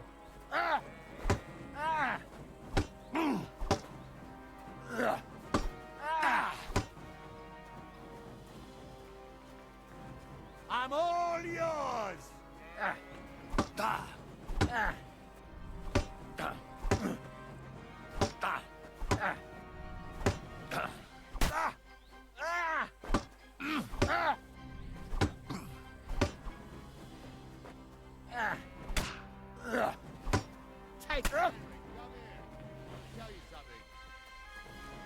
What do you say, son? Ôi, khen nó tí. You really gave me the runaround. I'm no spring chicken, but... God's truth, sir. You didn't disgrace yourself. Anyways, you can keep that old junk, but take care of the old fella. He might be just a piece of... I will, Captain. And since you won, I've got something else. Isn't that a bit too much, gnarly? Sir, my left shoulder's fucked anyway. I can't get through enough. Thank you. Ngon. Thế.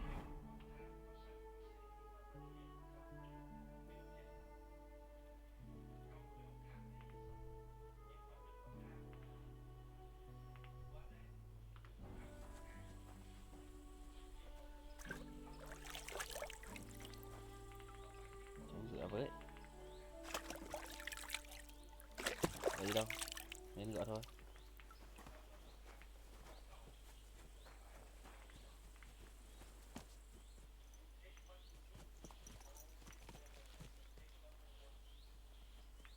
Let's go, sir.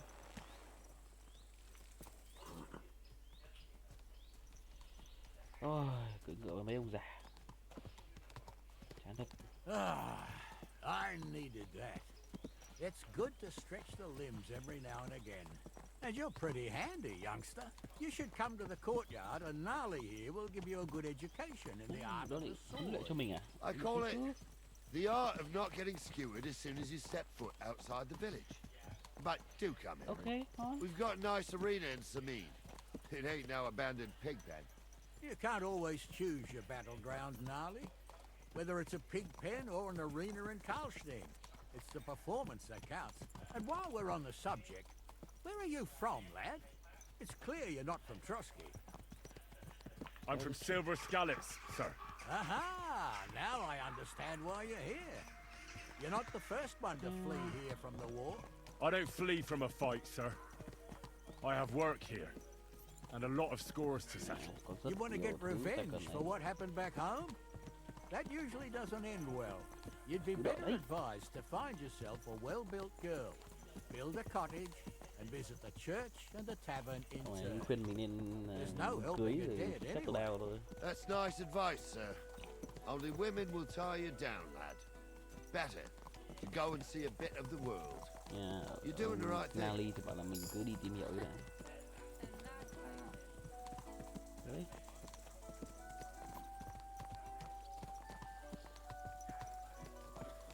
Come on. Nhanh lên nè. What are you doing with that?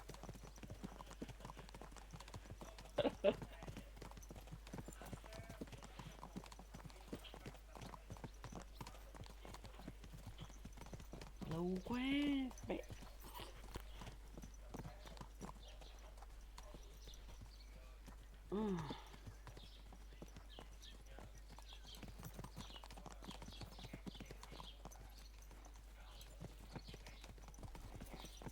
Ok, xuống. Đi. Là sao đây? So, we're in Troskowitz. What now, sir? Should I go to the... Well, that makes sense. But if the bailiff sees you, he'll guess I'm in the village and come and bother me. And I'm really not in the mood today for... I understand, sir. All right, Henry. Run along to the rat house. And Henry, not a word... All right. As you wish, sir. Okay, where should we go? Where should we go? Leave here, right?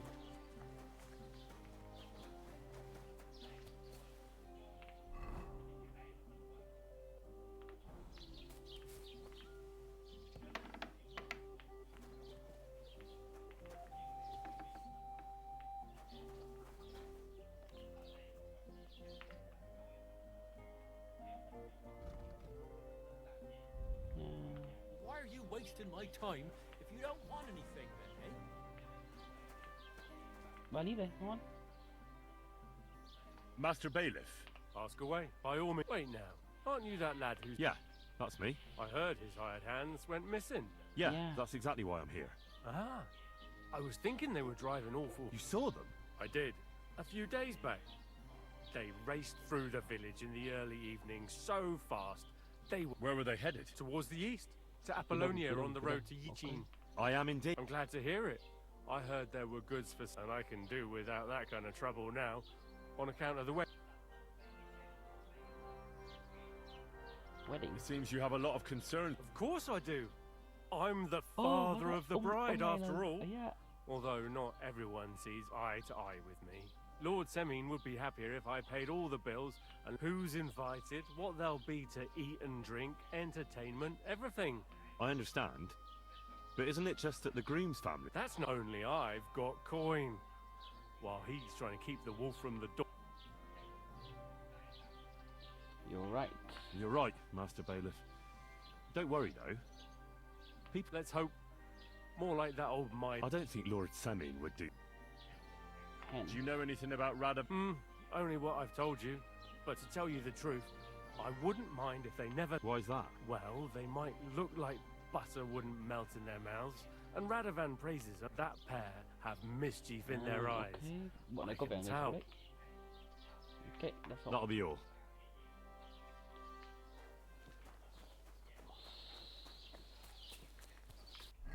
Nice. Mà nó vẫn tức mình à? Nếu hiểu. Từ đây thì you sẽ...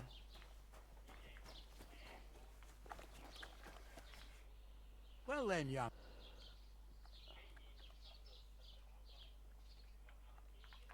They were spotted here, sir. So to Yichin? The bastards. Oh, they were driving so fast. The thieving scum. Let's hurry. Sir, I can send a message to the... Oh, it'll take too long. We'll... You'll be missing preparations for the wedding at home, sir. I will. Praise Lord Jesus Christ. If I have to riding to Yichin and listening to Dorothy's endless fussing, I'll take Yichin any time. Besides, there's a nice inn along the way. The Three Cats. We can spend the night there. I remember that place, but I'm not sure, sir, if they'll let the two of us set foot inside the door. Oh, gnarly, that was 15 summers ago. God knows if the place is even still standing. True. Still, we'd better keep our eyes peeled. They might not have gone to Yichin. They could have turned off somewhere. Or something could have happened. They might have been ambushed, maybe. Will you give over with that? I'll bet my braves they weren't ambushed. More likely we'll find them boozing at the Three Cats. That'd surely be the best outcome, if that old dive is still standing. Let's go then. Lên. Đi chậm thế này thì đéo bao giờ mới xong. Lên.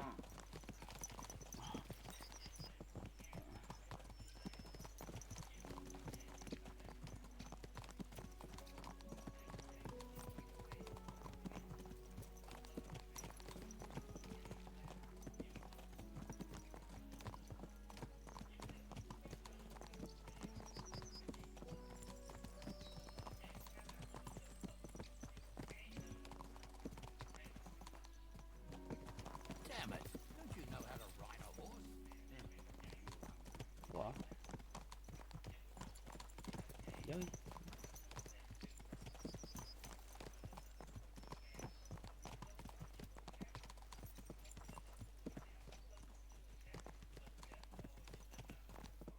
So, Saint Anthony, which way now?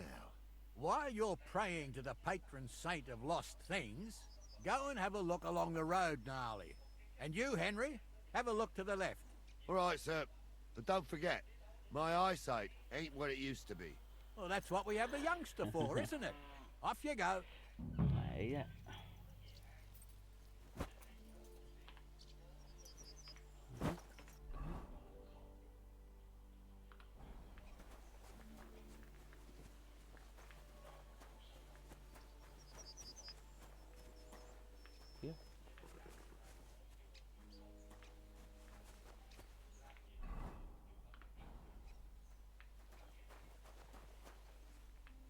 No.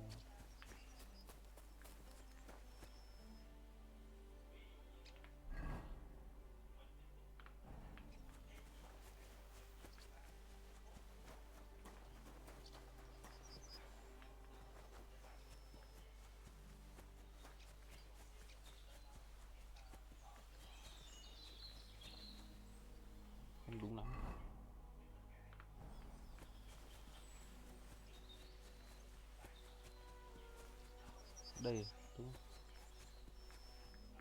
Card đây này.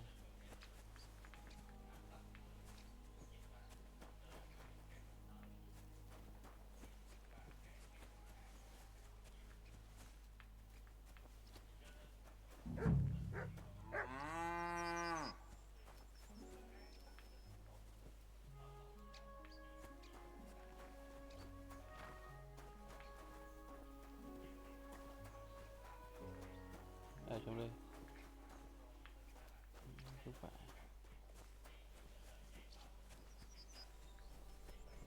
Here.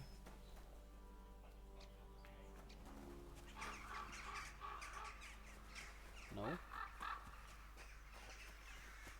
Đâu nhỉ? A sack of charcoal. Than, Could have fallen off the cart.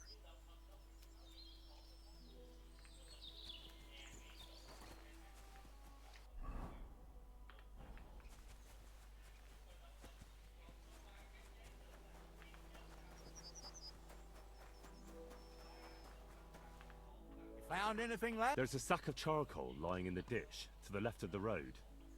The bailiff said there were... Oh, that makes sense.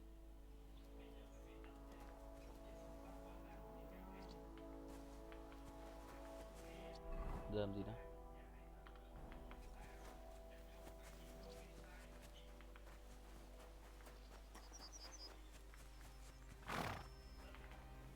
We're getting close. I can feel it in my bones, sir. You'll have the car. I just hope we find the horses too. Our milker here ain't the youngest, and I wouldn't want to drag it back home myself. A nobleman in harness. We ain't ever had such a spectacle in these parts. You might get to see it soon enough. The lords in this country have all gone to the dogs. Every low-born with a bit of coin builds a house in Kuttenberg while we live in squalor. Why do you reckon that is, lad? That's a tough question, sir. But nothing happens on God's green earth without his will. If that's the way God wants it, there's nothing you can do. None of this would be happening if we had a king. And I mean a real one, not Wenceslas or Sigismund. Oh, anywhere that's not ruled by a strong hand, all sorts of things go wrong. Especially when you've got Moravian relatives eating you out of house and home. Ông này vẫn cai khệ cái vụ thằng Zuko đấy, ăn nhờ ở đậu nhau này. Apollonia. Okay.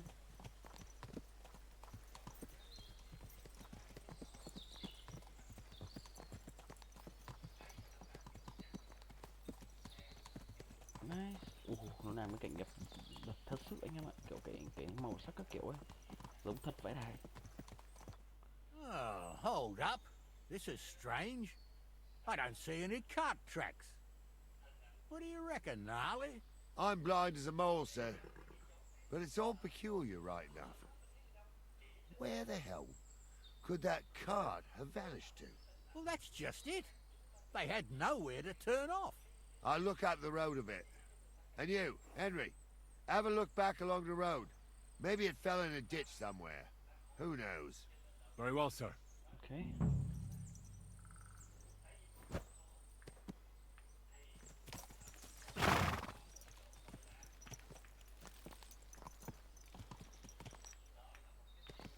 Đây. Đây anh em ơi, đây rồi. Than đi chứ đâu.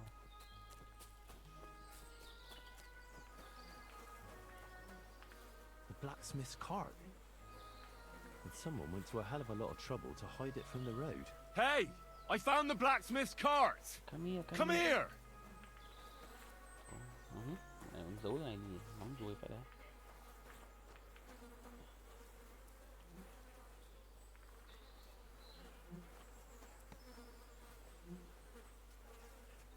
Well, now, here we have it.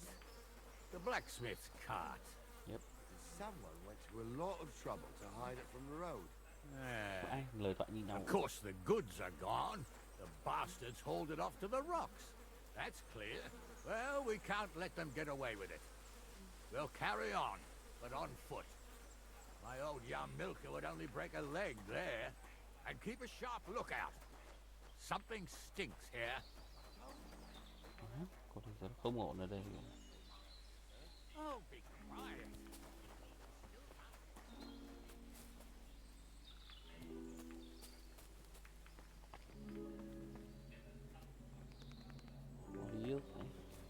Ah, Apollonia.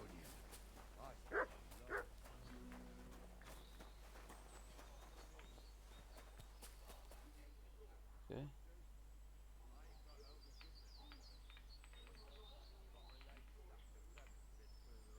Trapped there all night I was, shitting myself with fear. It wasn't till morning that the folk from the fortress found me. See, at least you came here as a kid. It still gives me the creeps here. Why is that, sir? It's just some rocks, ain't it? You'd sing a different tune if you'd had the rope maker's wife as a nanny when you were little. Now she had some tales about this place. Headless horsemen, goblins, and white ladies. Every night Xuất hiện như trong The Witcher 3 luôn the kìa. old woman would sit at her spinning wheel telling stories. I'll tell you, Captain, there isn't much I'm afraid of. But when that blind old crone was croaking her tales of devils, old to hell, with the fire crackling and the wind whistling outside the window. Listen. Yeah, I hear it. There's somebody there, sure enough. Let's get closer. My uncle had a pair like that.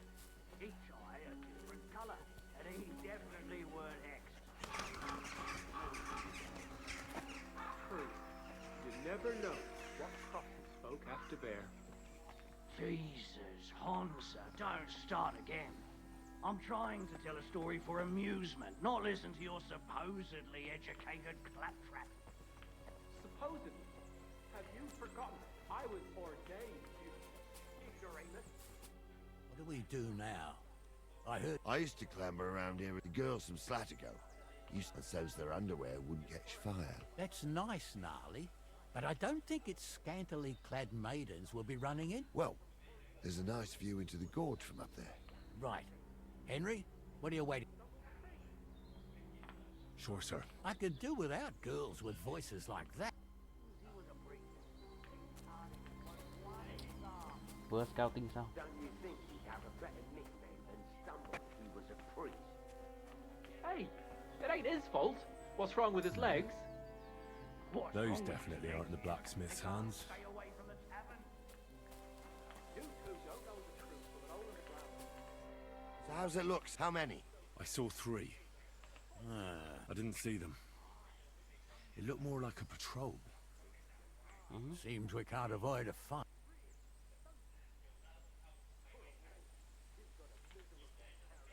Of course.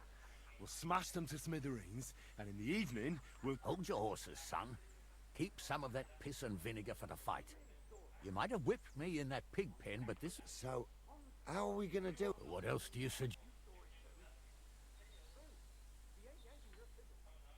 We ought to pounce on them, while we have the moment of surprise. The words are... So get ready, and we'll go for them. Everyone must be laughing at the wench. Why? Some people might like it. I don't know who's like that. If they do something, what the fuck do you mean? I'll show you.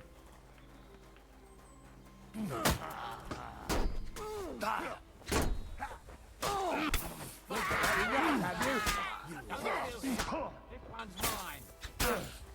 Take that, you shit! Nice strike! Be done with you in a flash. Die, you swine! Slice it up! Amen to you! Oh, this day took it out. And it ain't over yet, sir. Your goods ain't here. And no... Hard to say. I've never actually seen them. But I don't think it was them. Me neither. But right past that peak is another good... You think this was a patrol? It makes sense. But I don't want to go assuming the worst. Yeah, well, you were right, as always. Let's go. I am. Let's go. I thought we had everything clear, Venza. Venza? You tried to fuck with me. So until we ride out, you're gonna stick right there and keep your mouth shut. We did everything you asked. We got the blacksmith cart and the goods. Bullshit. You tried to fuck me. That bastard cousin of yours owned up to it. It was his idea. I wanted nothing to do with it. Make no difference to me, Venser. You vouched for the crooked fucker. So now, it's on you. Actually, you can consider yourself lucky. If you hadn't saved my ass that time in Colleen, I'd have goat ear skin you alive.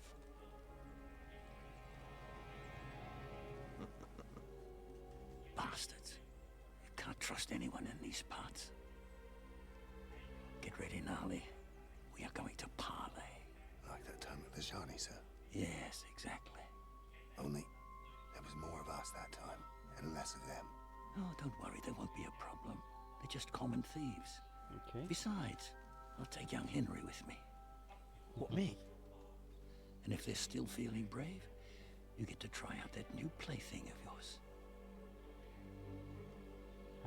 Một thằng non.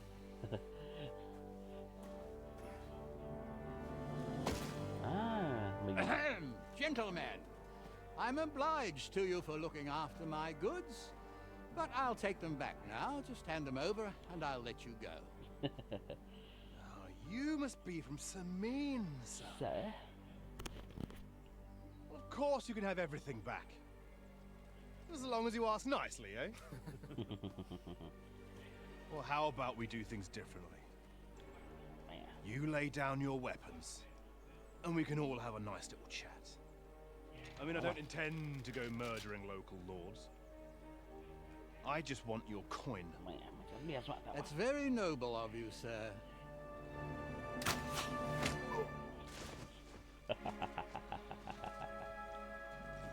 What are you gaping at? At them! Okay, vào đôi bàn, buông đôi bàn.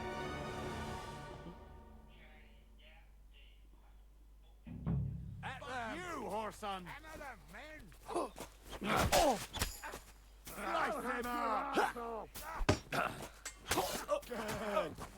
Still can't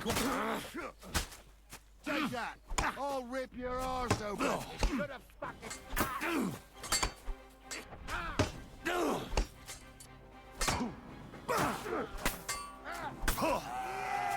It's a wonder you're still done with you in a flash. Leave it alone! Good!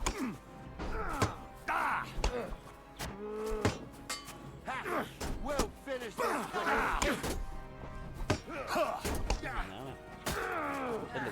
One more blow, and you be a corpse! Bash him on the head! Oh, bleeding, are we? Want me to get your ma? Boy! Mẹ chết luôn đấy. Hết máu rồi.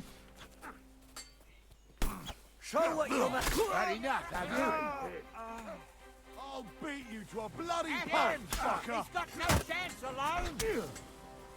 Come on, scum!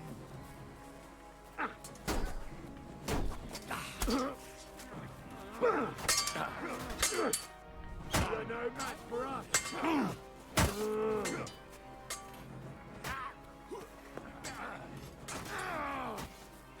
Go at him from the wire!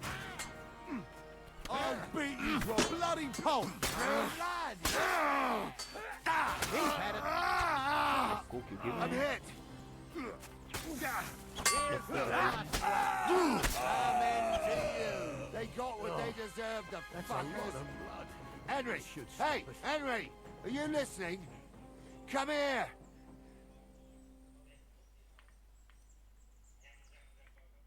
What now? One of them bastards fled into the rocks.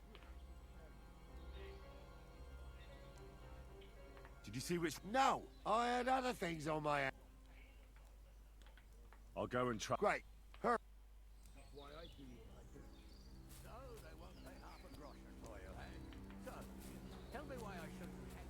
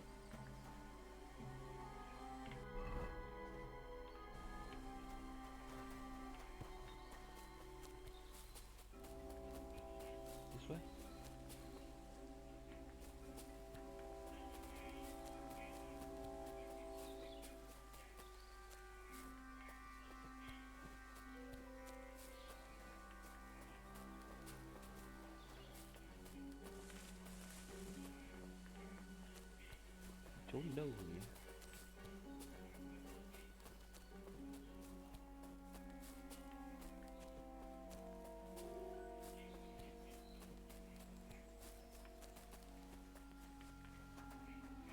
Tổ sư này nó lẫn nhanh thế.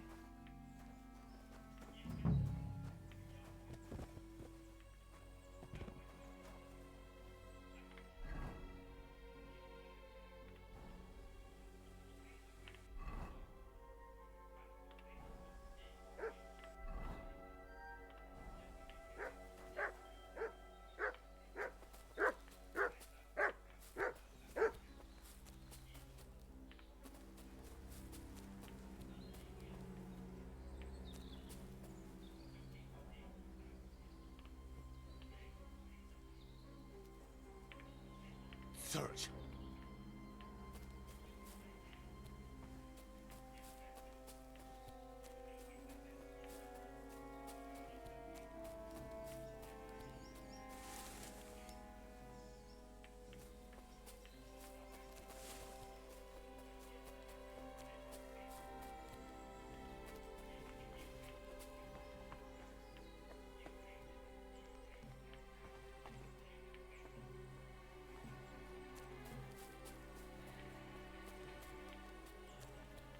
Đâu nhỉ?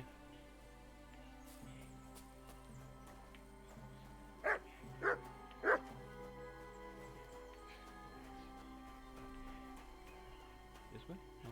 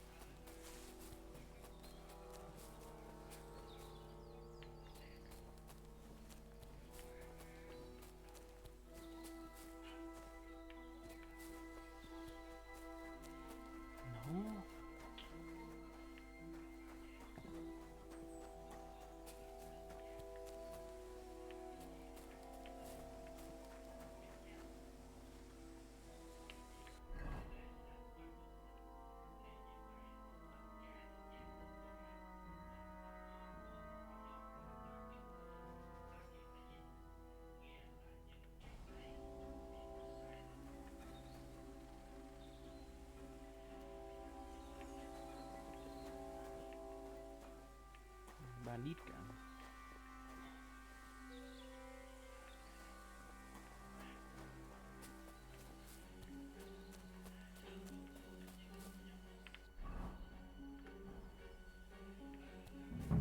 Ở đây.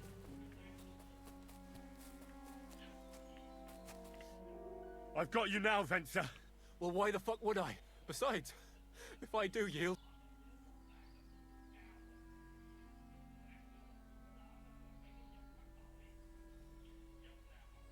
One-on-one, yeah. But even if the noose is waiting for you, it's still a more pleasant death than getting your... Fuck! Alright. I might. Promise me. I won't promise you anything. I've got a prisoner for you, sir. Okay. Excellent. It all worked out quite well in the end. What about Gules? He caught a few good hits, but he's alive. We'll take him with us. I need to have a strong... You did a good job, youngster. You've got heart. Nice. And so you don't say I had you clamoring over these rocks for nothing. Here's something for you. Thank you, sir. Don't thank me, you deserved it. And now, let's get that. We'll go via Troskovitz. We can drop you off there, and you won't have far to Tarkov. You ought to report back to Radovan as soon as possible. About what...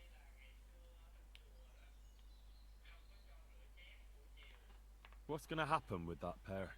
You mean Radovan's hands? We'll see. The other fellow was tied up, so who knows what went. Gnarly'll have a word with him, and we'll see. Sir, Venser surrendered because I promised to... Well, it's nice that you promised him, but I'm the one... All right. A ride would be great. Wait until you're my age. Okay. I didn't do nothing wrong, I swear. It's all Venser's fault. It was him who said we'll sell the cards again.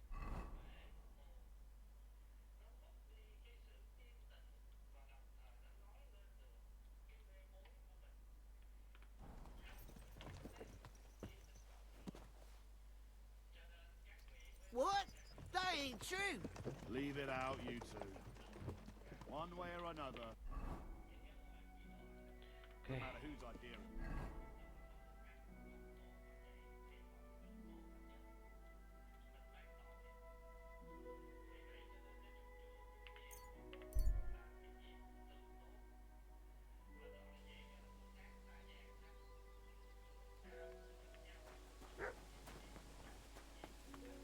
Hello, sir.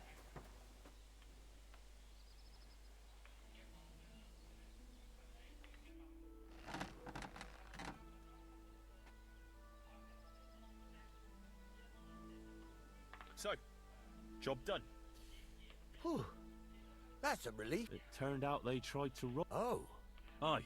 Yeah, well, they plotted with some robber baron called... The bastards. I should have realised they were a bit too keen. And how did you get the cart back? Well, I went to Semin, and they were wondering there too. Me, Lord Semin. Well, God's nails. That's right. They were hiding in Apollonia, along with the... Indeed. Where else? The bastard. I'm not sure. Lord Semin took them and Gules to his courtyard. I'd know what to do with them. Yeah, don't worry. Anyway, the main thing is the cart turned up. I'd be in a right mess if... No doubt. And you've earned a reward for your trouble. Some mercenary once had his cuirass repaired here, but never came, so now it's yours. Thanks. It'll come in handy. Okay. Young Lord Semin's wedding is coming up. Look, you must have seen Agnes, the bailiff's daughter, when you were...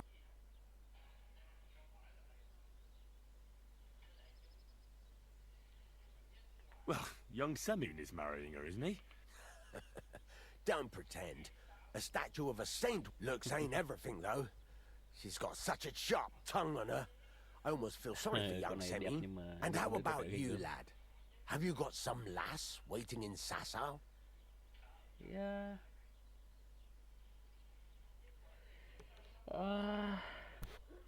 Tại vì Teresa. Thôi em Teresa nhé, trung thành nhé. And I hope she'll wait. Her name's Teresa. A girl from the mill? You want to watch out for them types. You might get caught up in devilry, lad. A wedding's a serious business.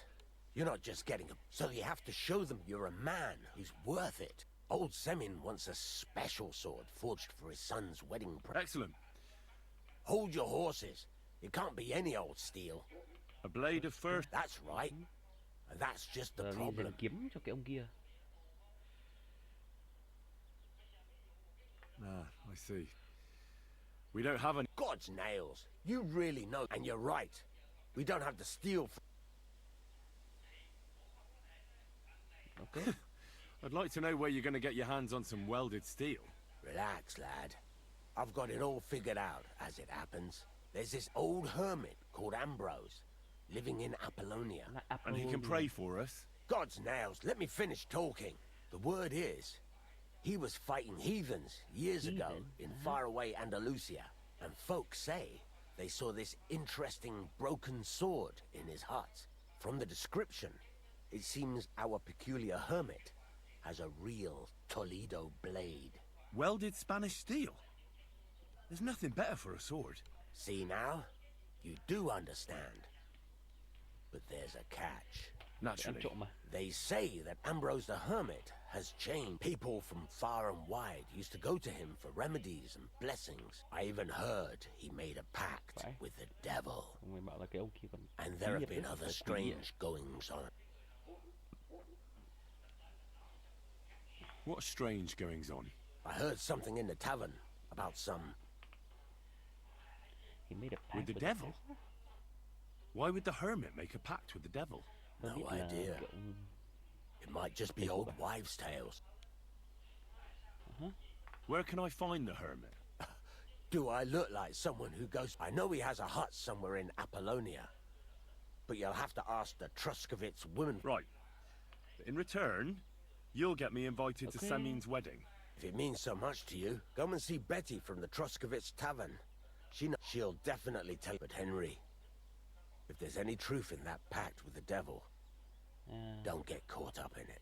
The best sword in the world isn't worth eternal Ông này cũng lo damnation. lắng cho mình, và là nếu mà nó ký hiệp ước với quỷ thật thì thôi, đừng ấy, đừng có mà làm gì động với nó, không là chết đấy. Ok, chắc là thế thôi nhỉ. Giờ mình đi ngủ thôi. Chúng ta cũng chơi được khá nhiều rồi đấy. Hôm nay chúng ta cũng đã làm được rất là nhiều việc.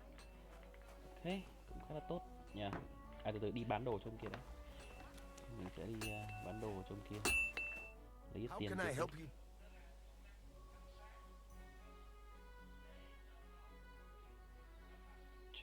Show me your. Ok. Hunting saw có vẻ ngon đấy. Cut.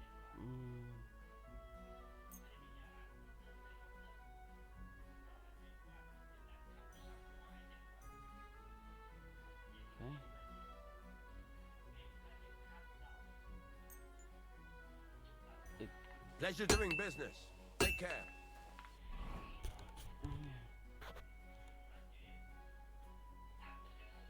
Cái này lại không mấy được.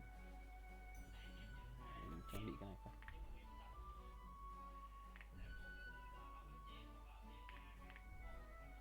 Ok.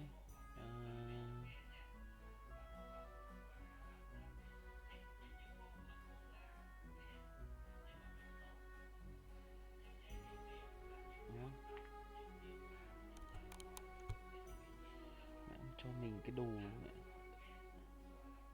đểu. Rồi, đi ngủ thôi. Hello. Here you go. Take it.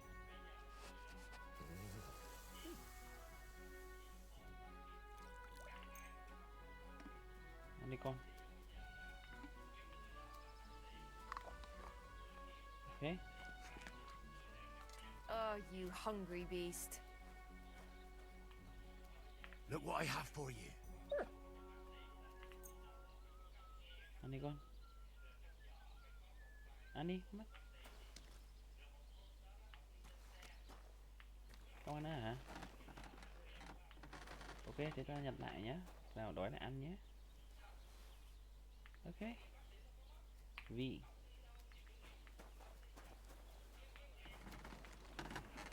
Về. You silly nuts. Nhiều. Đi ngủ. Hẹn anh em ở tập sau. Ok. Tập sau tôi sẽ đi tìm xem liệu có phải là ông kia ông ký hiệp ước với cả quỷ không. Đóng cửa vào đã. Ok.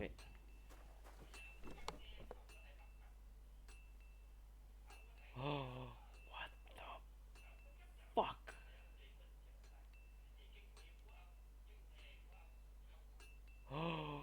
Holy shit. What? What? What? What? What the fuck? What is the shit?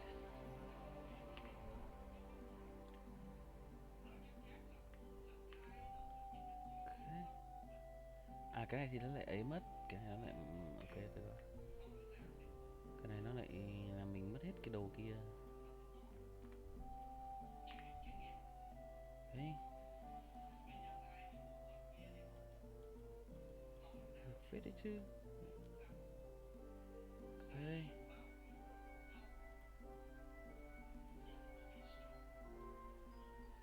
Mà cái này có cái này thì để làm gì đâu. Cái có 4. Ok, đích cần.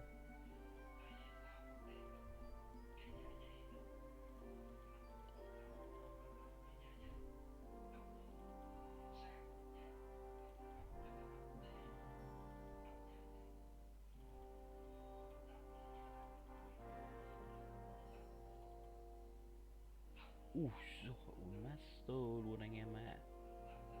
Master luôn. Được hay chưa?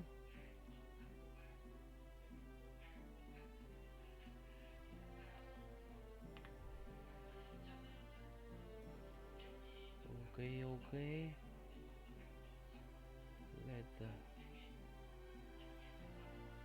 Ok.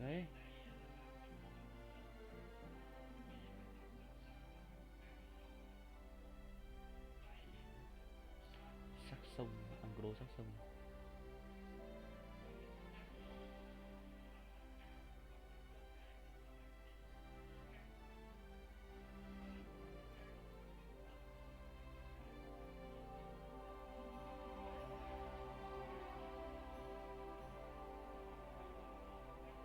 Ok. Nó đấy chứ.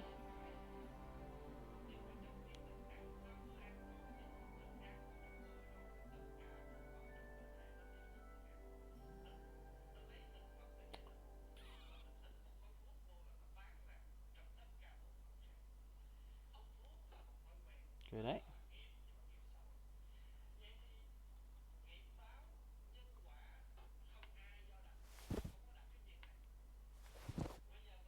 Ơ, không mua tô hoa à?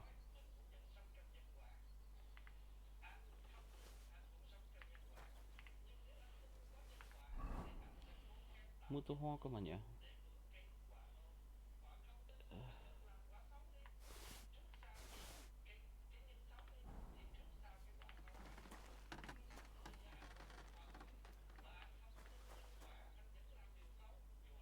được rồi.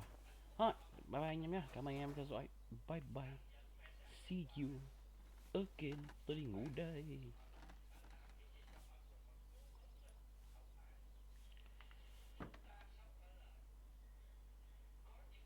Ok, ngủ sáng đi.